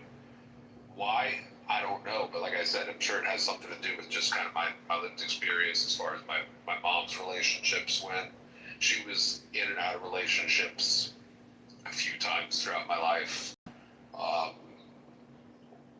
One of the guys treated her really well. They were together for like 10 plus years, but like he was the single bachelor for life also. He had 2 kids of his own with a woman. They got divorced. He never saw his kids. He had a not good relationship with their mother. He lived fucking in a townhouse by himself. Went to go play fucking golf with his buddies every Sunday. He was a car man. He was a manager of a car dealership. Made fucking 6 figures. Like just living the fucking life. And all he had to do was come over to our place every fucking like Saturday night or some shit, and like basically eat dinner with us, fuck my mom, and then go back to his fucking place and play golf the next day with my boys. You know? Like, that sounds like a fucking life, right? He never moved in. He never had like a serious father or paternal relationship with us. Although there were times where like he would kind of like intervene and try to discipline us in one way or another as the years went on. It just seemed like a pretty fucking dope way to live. By the time I turned 16, I was like, I want to be like that guy. And then one day I walked into my mom's house one day after coming home from work to meet up with her. She wasn't expecting me, and she had another guy over, and she was cheating on that guy. And first thing, that guy walks out of her room, and he's strapping up his fucking belt. And I'm like 19 at this point, and this guy's strapping on his belt as he walks out of my mother's fucking room without his shirt on. Bro, I was so fucking angry in that moment. Oh, I believe it, bro. Yeah, I get it. Everything in me to not bury him in my own backyard. And I saw my mom, and it's her face, the eye contact that we made. It's like, she was so shame-ridden and so guilty in that moment.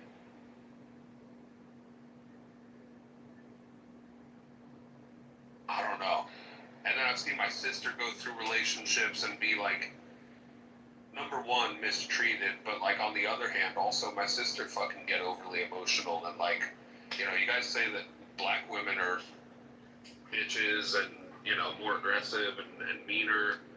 I don't know, dude. My sister's pretty fucking mean sometimes when it comes to dealing with men too. So I just think that's like some shit that everybody experiences, and I have all of this, and like the relationships that my friends' parents have had, maybe they're still together, but it's not overly like it's not it never like it's an ideal relationship. The only ideal relationships that I've ever seen in my life come from my grandparents, who were together for like 70 plus years till death did them part. And like one of my aunts and uncles' relationships, who again were together till death did them part. So I don't know. It just seems like there's no winning when you invest in somebody like that. You know?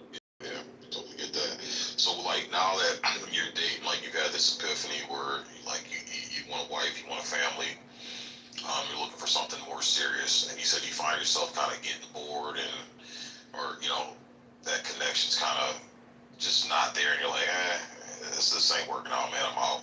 So like what types of things are you looking for now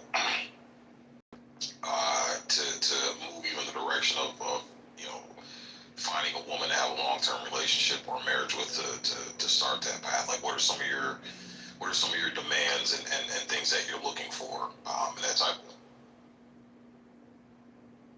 or expectations I should say.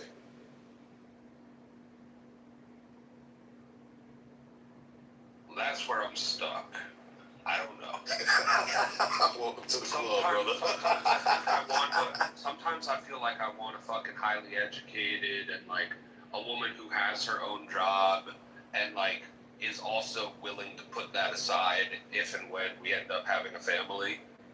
On the other hand, sometimes I think I want to fucking find a 25-year-old that like still works in a fucking restaurant or like as a fucking daycare center operator and is willing to just throw it all to the side, you know? Like sometimes it's like I go back and forth on that. Sometimes I think I want someone who has like a really strong relationship with like their entire family, and then other times I'm like,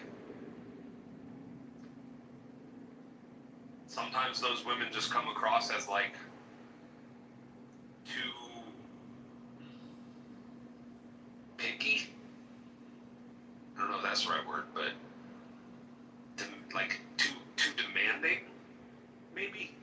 So sometimes I think like, oh no, I just need a fucking woman who has a terrible relationship with her dad, and like we can get along together over our fucking daddy issues. I don't know, you know. That's funny, man. That's fucking hilarious, bro. Yeah, no, I get it. And me and KP were going back and forth about that for years. You know, going from older, more experienced men, like fuck these bitches, they're annoying as hell. There's too much to deal with. Then we go to the fucking younger women. It's like fuck these bitches, are too young and dumb and inexperienced. That's frustrating too. You know what I'm saying? Like just kind of going back and forth. Like yeah. Go ahead, KP.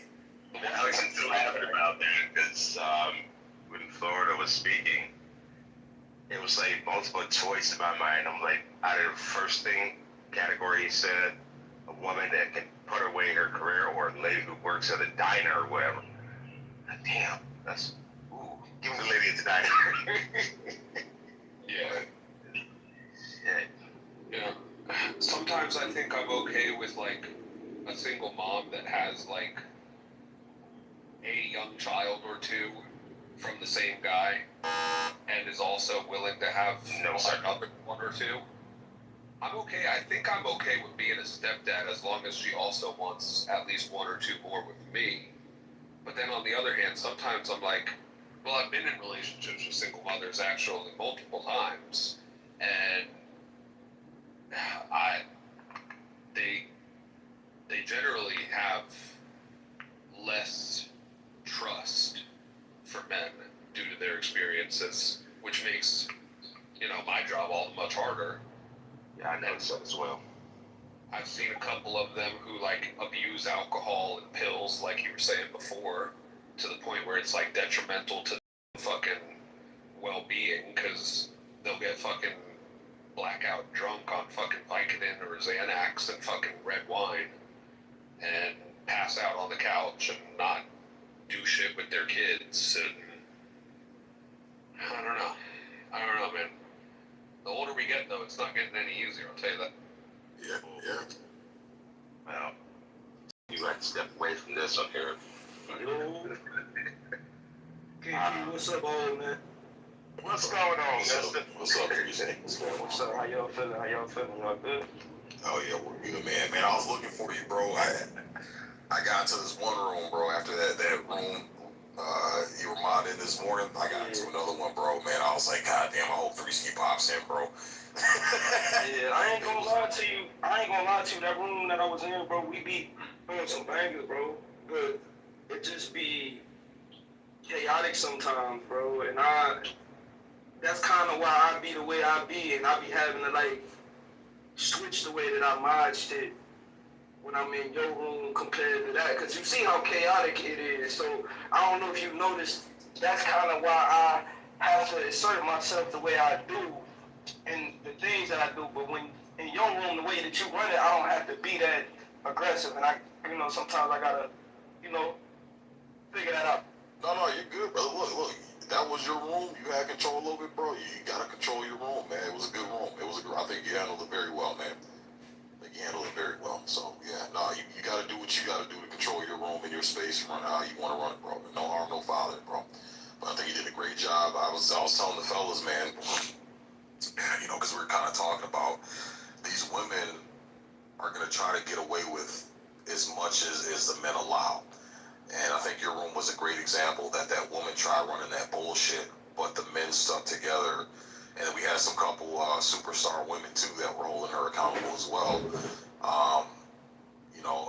And then when the 7 niggas started coming in trying to run that bullshit, when these other little hyenas started coming in trying to fucking, play Johnny Cochran and weasel them out of the accountability, the fact that, all the men stuck to their principles and to their points and to the accountability, and that woman ended up shutting the fuck up for the last half of the room and had nothing to fucking say because she just knew she couldn't get over on it. So, yeah, man, I thought you did a great job, bro.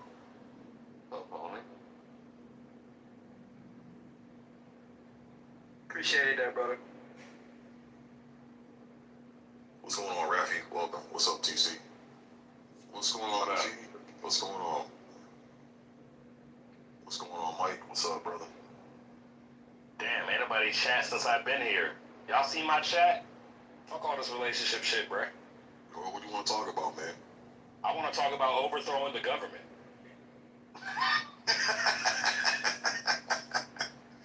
You laughing, I'm not. I'm with you on it, though. I know you are. Most men are. Most men that see what's happening are. We have no fucking choice. What kind of man would sit by and let our government do what it's doing? What the fuck? It's clearly corrupt. Listen, TC, I got nothing else. It's clearly fucking corrupt. I got nothing else to look for. If you want to start... Neither do I, my nigga. I'm ready to assassinate whoever. Jesus Christ. The fuck? So y'all are okay with just living under a corrupt government? Is that what I'm hearing? No. Not from you, Florida. You already proved yourself. But Sig, you keep laughing, bro. I'm not even trying to come at you like that, but are you okay with how our government operates, bro? Absolutely not. I have my reasons. What you want to do about it, brother?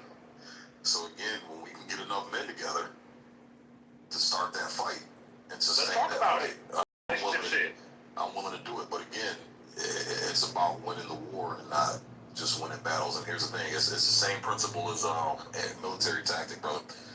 As Marines, we were taught we don't backtrack, we don't retreat, right? But I think that's fucking retarded ass logic. If all your men are down, you're the only survivor, and you got 15 Taliban members surrounding you, I think that's fucking retarded. You might have a chance, but if you go into that battle, just you against 15 other motherfuckers, it's a guaranteed death. And then what do we get accomplished? You know what I'm saying? So I disagree. So that's the exact mentality that they hope that we have. Therefore, no action is enacted. Because if you think, oh, well, the enemy is too big for me, and if I were to do anything, it wouldn't make a difference, then nobody's ever going to take action. Okay, let me give you an That's example. exactly what you're promoting right now. Okay, I hear what you're saying. I'll give you an example. Timothy McVeigh. Government has gotten him less corrupt. Old boy with what's his name? Mangiani, who shot the United Healthcare CEO. The healthcare system's still fucking people over. That's a one-man show right there. Both of those are one-man shows. Please remind me what Timothy McVeigh did specifically. He blew up that building and killed hundreds of fucking people. What kind of building was it? It was a government building, wasn't it? No. Please re-look into that. What kind of building was it? I can't. It was a fucking school, brother. It was a school building. No, that wasn't a school. No, that wasn't a school building. Well, okay, let me look it up real quick. Yeah, it's been a while since I read up on that. Yeah, but it wasn't. Yeah, it was a. Yeah, I remember it being some type of government building, bro. Yeah. But I'll the fact that we don't know off the top of our head is proving my point, nigga. Like, we need to be tighter than this. Bro, you obviously, whatever the fuck they targeted didn't do shit. You know what I'm saying? So obviously, if you're targeting shit that doesn't do anything, then it doesn't do anything. Oh, it's the Alfred P. Murrah Federal Building. Let's see what that does.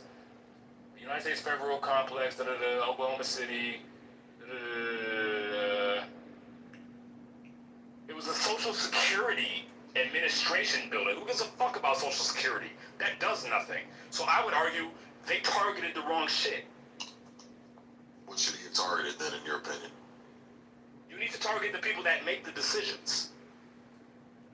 Then go do it. Social Security people don't make decisions.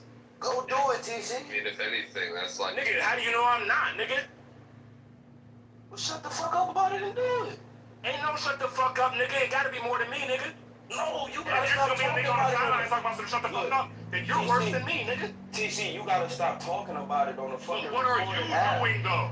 What are you talking about it on the recorded app? Mister, you're the exact type of person that they want to have.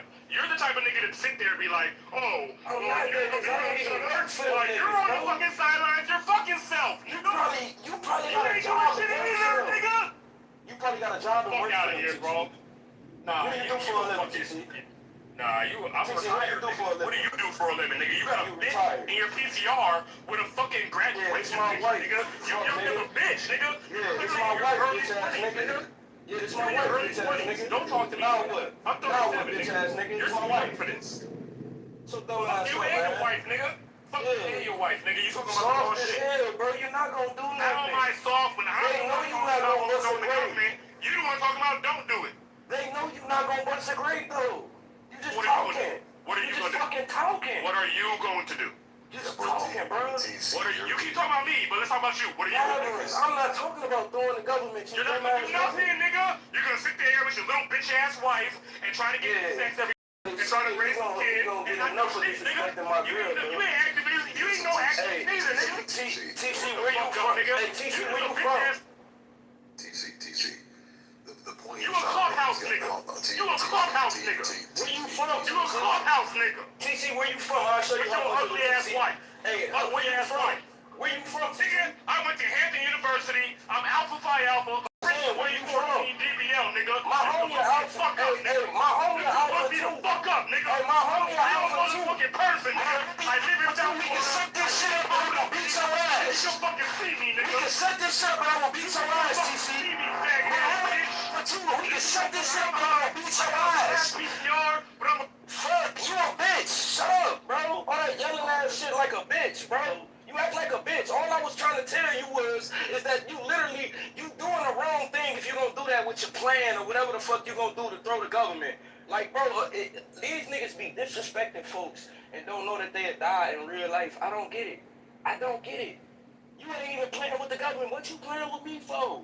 I could touch you before the government do. Like, what the fuck? Yeah, and that's the thing is like, I forgot I had hand raising also. Sorry it took that long to get him off the stage, but yeah, I mean it's just fucking retarded. It's like you're on a Clubhouse app to convincing other niggas to overthrow the government when you haven't even made the first move. Like I get it. I totally get it.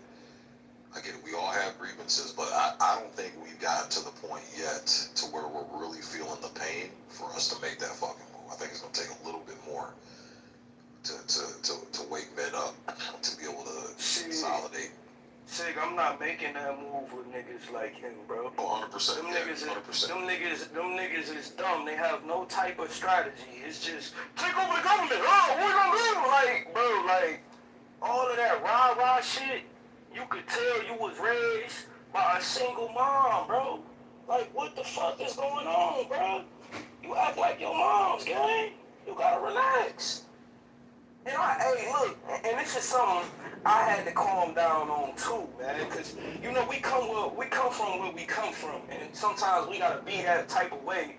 But the brother even ran down. He not even like that, nigga. You think if you was an alpha doing all that shit that you was doing, they would let you be in a fraternity, nigga? The alphas is the fraternities are the fraternities when it comes to black alphas.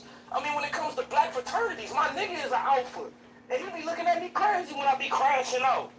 Like, these niggas be just on the app fronting, man.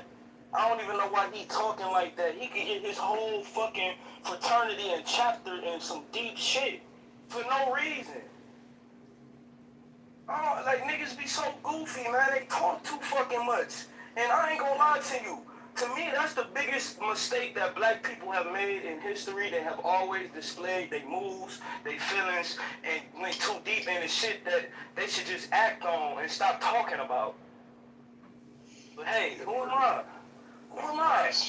I'm pretty sure the black and gold will be disappointed in that, bro.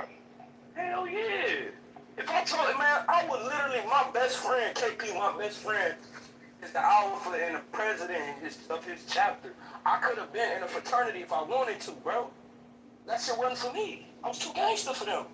But to deal, man, I don't know where these niggas be growing up, what courage these niggas be having after they go to college, and what type of shit that they be talking about. Like, what the fuck was that, bro?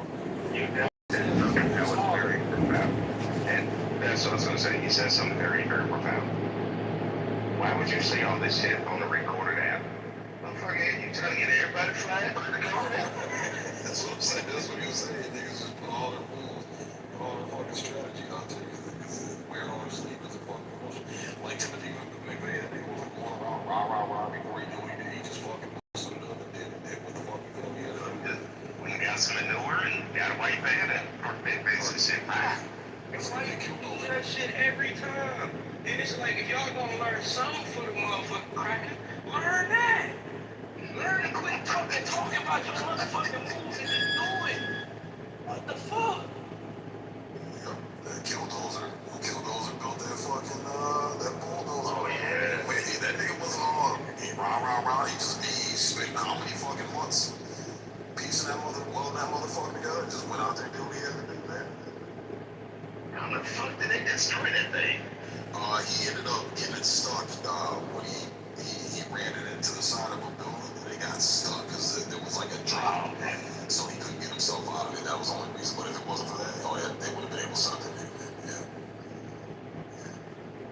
Shit, they had everything from the state coming in and trying to stop this thing. Now they got shit gonna penetrate that damn thing. That nigga was not on Clubhouse rah about the shit. We just spent it. And then like a camera in the room. We guys know. Like how the government is being ran. What are we gonna do, guys? Let's throw the government. He's popped in and out a few times overnight. He's not regular. Does he do that shit? Yeah, I think I remember. Yeah, because when he started his spiel, man, I'm like, yeah, I think I recall this nigga being on that type of shit before the last time I ran into him. Definitely not. I think the odds are that he is part of the good. That's possible. Probably fucking high. High probability and high on peace.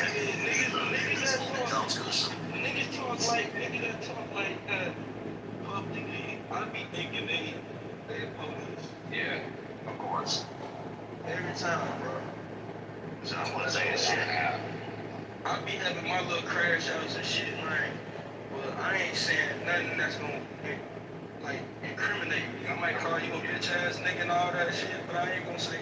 I don't know. I might tell you I want to box you. Hey man, I didn't know that was your wife. She's beautiful, man. She got a beautiful smile, looks feminine. You got your good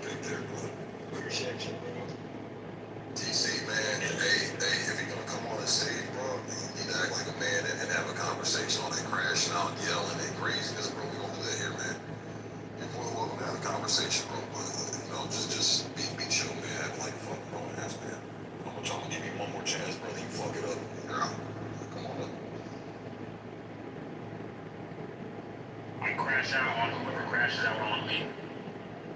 Nigga, you crashed That nigga, that nigga crazy first. No, he didn't. If he gets crazy again, I'll get crazy, but I'm chilling, calm. He challenged your position. I'm not interested in that, bro. If he raises his voice, I raise my voice. Other than that, we respectful. Because you raise your voice for a nigga, you have a That's chance fine, to I'm a grown tall nigga. I'm a grown ass fucking man with a lot of testosterone. I don't give a fuck about his opinion of me. Anyways, let's talk about some real shit. Let's go. We're in the middle of something. When I came in here, We want to talk about real shit. okay, all right. I'll sit back and listen to what y'all was talking about. Go ahead. Because we've been white, they come into a room and sit back and listen. But I was already here, bro. But anyways, I don't see. This is like feminine shit, bro. So typically, this is what you're supposed to do, and this is the etiquette of the fight. Shut the fuck up, nigga. Be a man. Yeah, but men, we were just talking about. All right, well, I'm gonna y'all niggas ain't man. There you go.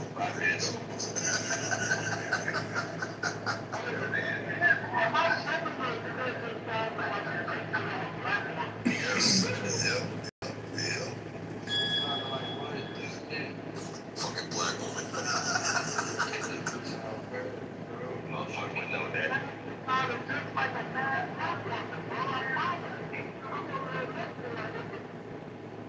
Man's responsibility in leading a relationship. I think we do have a big responsibility in leading a relationship, dog. And I think a lot of men don't take lead. They see some shit, she may challenge some shit, and then they check out, they break up with the woman, or they let her lead, which is the most feminine shit you can ever do. You know what I'm saying? Like, I ain't gonna lie to you, bro, especially when you're a black woman, bro, you might have to tame this wild motherfucker. It's fucked up, but it's real shit.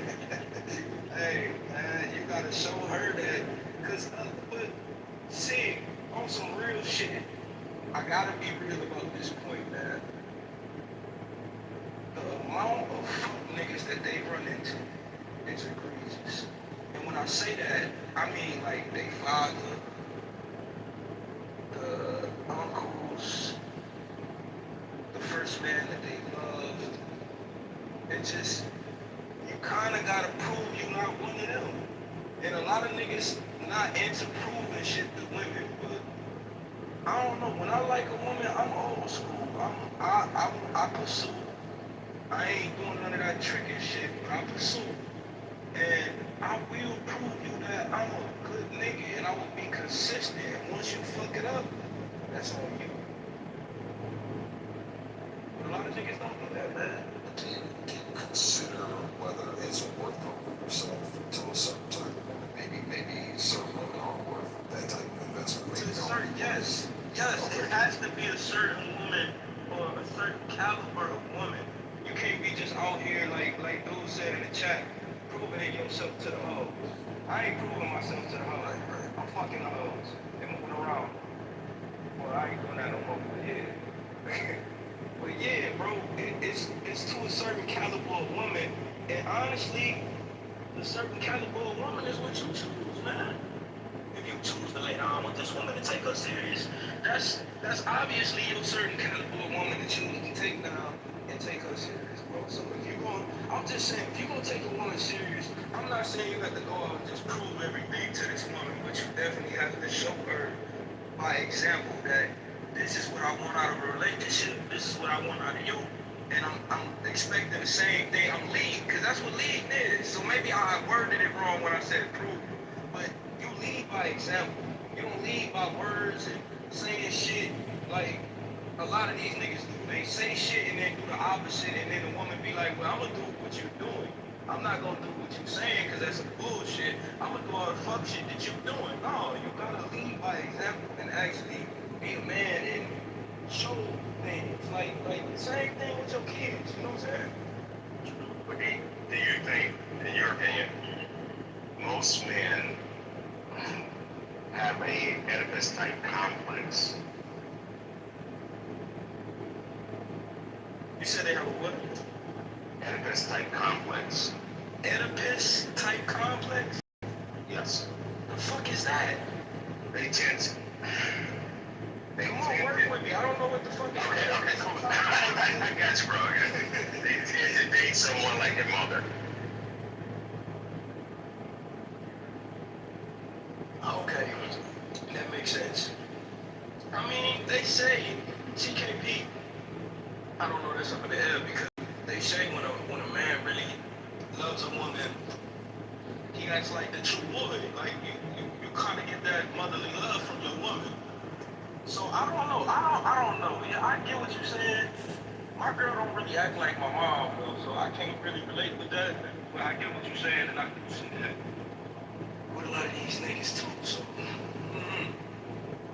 that ain't a part of me, you know. And the reason why I said that because a lot of moms, especially old school moms, they don't want to shut the fuck up or make a sandwich and go wash your hands and let's go to bed. But these new school chicks, all that they want to do is motherfucker argue and fight. And these niggas is raised by them, that's all they want to go date. These bitches just want to argue and fight. So I'm gonna put up your dukes. Wait, what the fuck? Shit.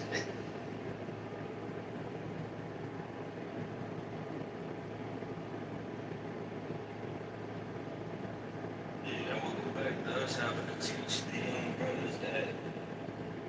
I don't know, bro. This simple thing, you just can't finish. Just leave the flags out, bro. Kind of leave the flags out. Fuck the words. You can talk to a person till you blue in the face and you keep walking down. That shit like what? I see Sally. Yeah, but I see where you're going, man. I see where you're going from, bro. That's why, you know, you have children and stuff, man. You teach them the right way. Not saying that, you know, every single way is right, depending on your instruction back. Like, you know, the best you can. Like, you know, I guess in 2026, with young girls having kids, just teach these motherfuckers don't wear a dress. That's not basic. God damn. She was talking about, she said, we'll say shit like that. She left, you know, that kind of like, man, shit, bro. It's just so sometimes. Said, yo, come up. He's just creeping on us. You guys in the audience, what about? Shit. And I just, that shit just blew my mind. That old man just came in here and tell other men how to be, man. Crashing up like bitch.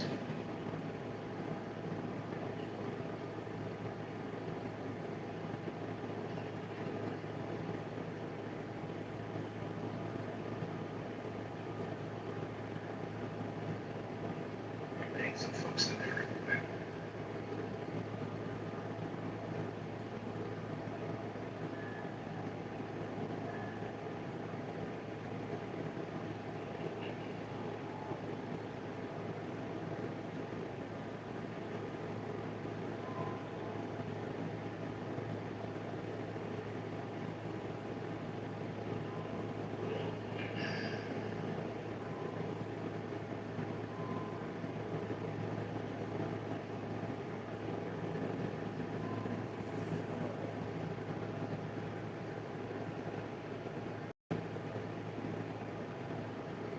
What's going on, Free?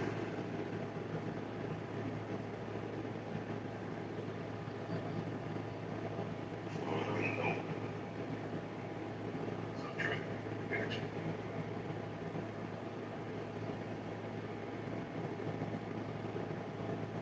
I'll tell you what, KP, these damn dating apps do not help the fucking emotional fucking availability at all. You have better luck, honestly. Just going to the grocery store. Be honest, brother, it's not even, no, it's not about luck. Like, the problem is that the women that it's so easy on the dating app. I could hook up like 3 dates in the next week if I wanted to, right? Like right now, probably. Right. You know, and then like if I really put like 2 or 3 dates of effort in, I'd get laid by 2 of those women probably. So it's like, if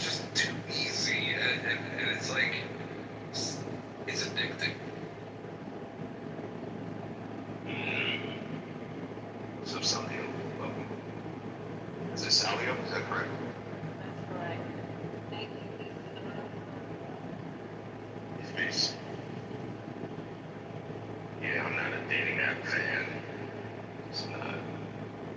You an ugly old ass motherfucker like me. Stick your hand in a garbage can and hope to find a brand new sandwich or some shit. It's like, fuck is this? I'm back. Is that bitch ass nigga still here? What? Oh, he is. Damn. Who are you speaking about? It was either Florida. I think it was Florida. It wasn't no. Seems like a responsible man. He has a baby in this picture. I respect it. You were talking about Mr. the one with his fucking white. Oh, I apologize. It wasn't you. I apologize. Listen, man, I've had those thoughts go through my head about, like, you know, like, how feasible would it be to join a militia and do some crazy shit like you were talking about? Hey, I can take that shit somewhere else with that one. I'm not. How do you have the V for Vendetta PTR and you're scared to talk about this, bro? That's literally hypocritical. Do you know what that movie was about? It was about overthrowing government, nigga. Take that PTR off, nigga. That's crazy. You have the literal embodiment of government overthrowing, and you're like, oh, let's not talk about it. You don't deserve that PTR, bro. Well, that's Crazy. Well, did you notice he never talked to anyone? He stuck to himself. Cause it was a fucking movie, nigga. No, it was based on a real guy. The It was fuck? based on real shit. But it was still a movie. Yeah, but Guy Fawkes was really that guy in real life. Yeah, but he's not. K is not. How do you know? He's a fucking clubhouse guy that gets his pussy averted when somebody talks about it on his fucking house. Fucking lame ass nigga. Talking about some don't talk about it here. The fuck? Talk to yourself in the audience, bitch. Oh my god, what the fuck? Target guys in new groups. Listen, you know what I'm starting to see more and more? These smooth brainy motherfuckers, they ain't no grooves in their brain, just smooth.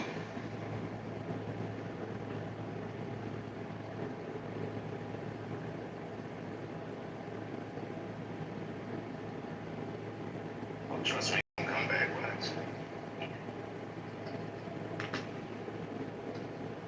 But I really have, like, what would it take for me to, like, feel inclined that would be necessary? I don't know if I have the answer to that yet, and I don't know what it would take.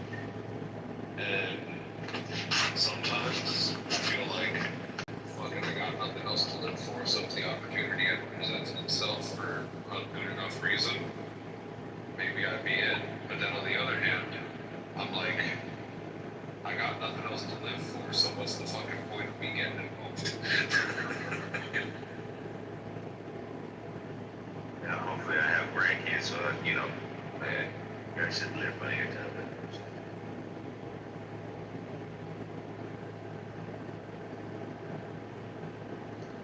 I didn't, God forbid it ever got to that point. I would only be okay with, like, using the legal system and the way that the system is currently set up to be able to infiltrate it through the legal method and then change it from the inside. Like, that's the right way to fucking do it, man. I don't know, like, because then at that point, what makes you any better than the fucking ISIS regime and the fucking, the revolutionary fucking regimes and fucking groups in the Middle East that we've largely funded and fucking given firearms to? Like, what makes you any better than them at that point? Then you're the shithole. You're the asshole that fucking, that you despise. Now, if you think about it correctly, how easy it is to run for council to start making changes. Right. So, damn, it's simple. And that, quite frankly, like, guys like him, if they really do feel that fucking motivated, go fucking, go start at your local fucking city level, dude. And get your group of people like-minded. Say, hey, all these seats come up in November. Let's take him.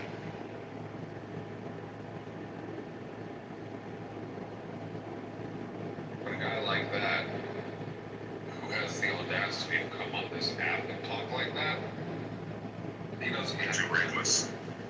not only too reckless, but he doesn't have a network that would actually support him and vote for him. No.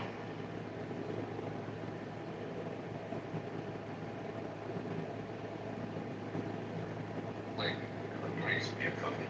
it's guys like you and Sig that seem like if you wanted to fucking make any sort of real decent change, you'd be able to do so because you're fucking level-headed and responsible, and like you just come across as like natural community leaders, and like those are the types of guys that get involved. Guys like him, I don't know what he's angry about, but he's the fucking angry. It's an inspired is, but like motivated by ISIS type shit. Dad is sitting in prison for 27 years and he mad.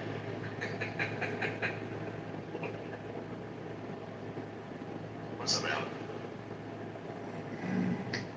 Just me up now. Just listening.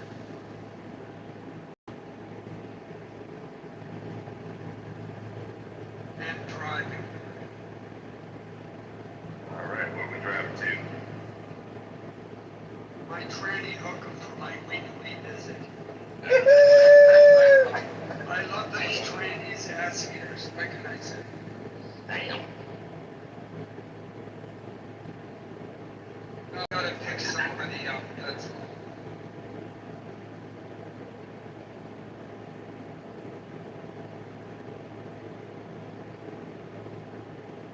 But I'll say this, and I gotta go. You know, from the earlier conversation, and this could be a reflection of me, but every woman I ever dated always had issues with their mother, almost to the point of abject bitterness.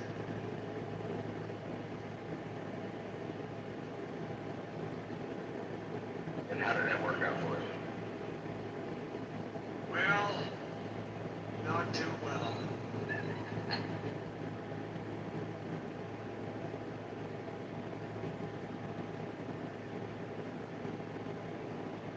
Which one being more fucked up? Like check with mama issues or with daddy issues?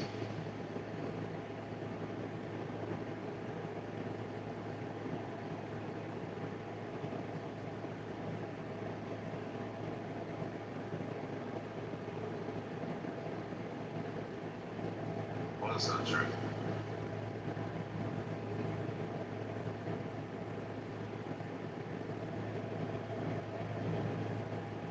Welcome back, Sig.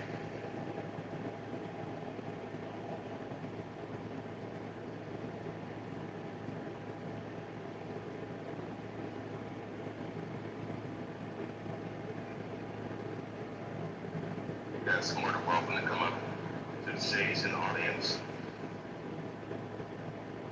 What's going on up there?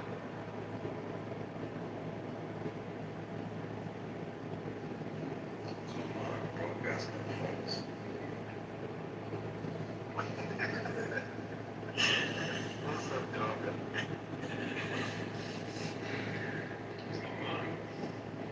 Not a hell of a lot, man. Just sitting on this fucking heat, man. It was, last week we had a freaking heat wave over here. Humidity past 80%. Kid you not?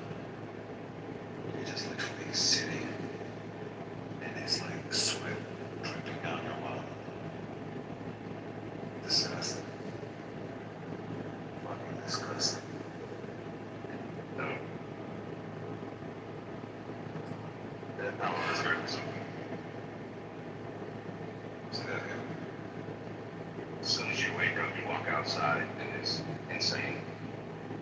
Like you wake up in the morning, walk outside, just instantly starts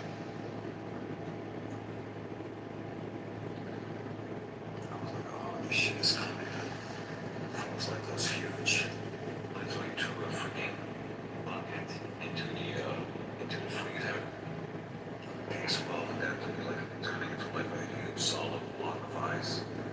True that in the bathtub was the only place in the house that was like it's on the ice. Other than that, anywhere you would go, it's nasty. The Netherlands, Belgium, Germany, France. Not to even mention the southern France, Italy. There's no escaping this in Europe. Nasty as hell. Is everybody sleeping? You know, the guy, I saw something. More people have died in Earth from the heat than there are shooting gun deaths in America. You serious? Yeah, like there was some channel, you know, one of those social commentary channels. The guy's just, you know, beating up on Europe, saying, yeah, they're so progressive, yet they can't even get air conditioning. It's ridiculous. You know what's funny about that? It's actually really 100% true that we here in Europe, we do not have AC units. The only AC units that are to be found is like if you walk into a mall, into a hospital, like a sort of like a big facility. Other than that, it's like nobody has one. When I say like nobody, it's nobody. Nobody has a freaking AC. And I don't know why that is. Neither do I. You know what? Perhaps this that it would actually make sense to me. It's because it's like rarely like this would happen. You know, last week there's like maybe once in the not the heat,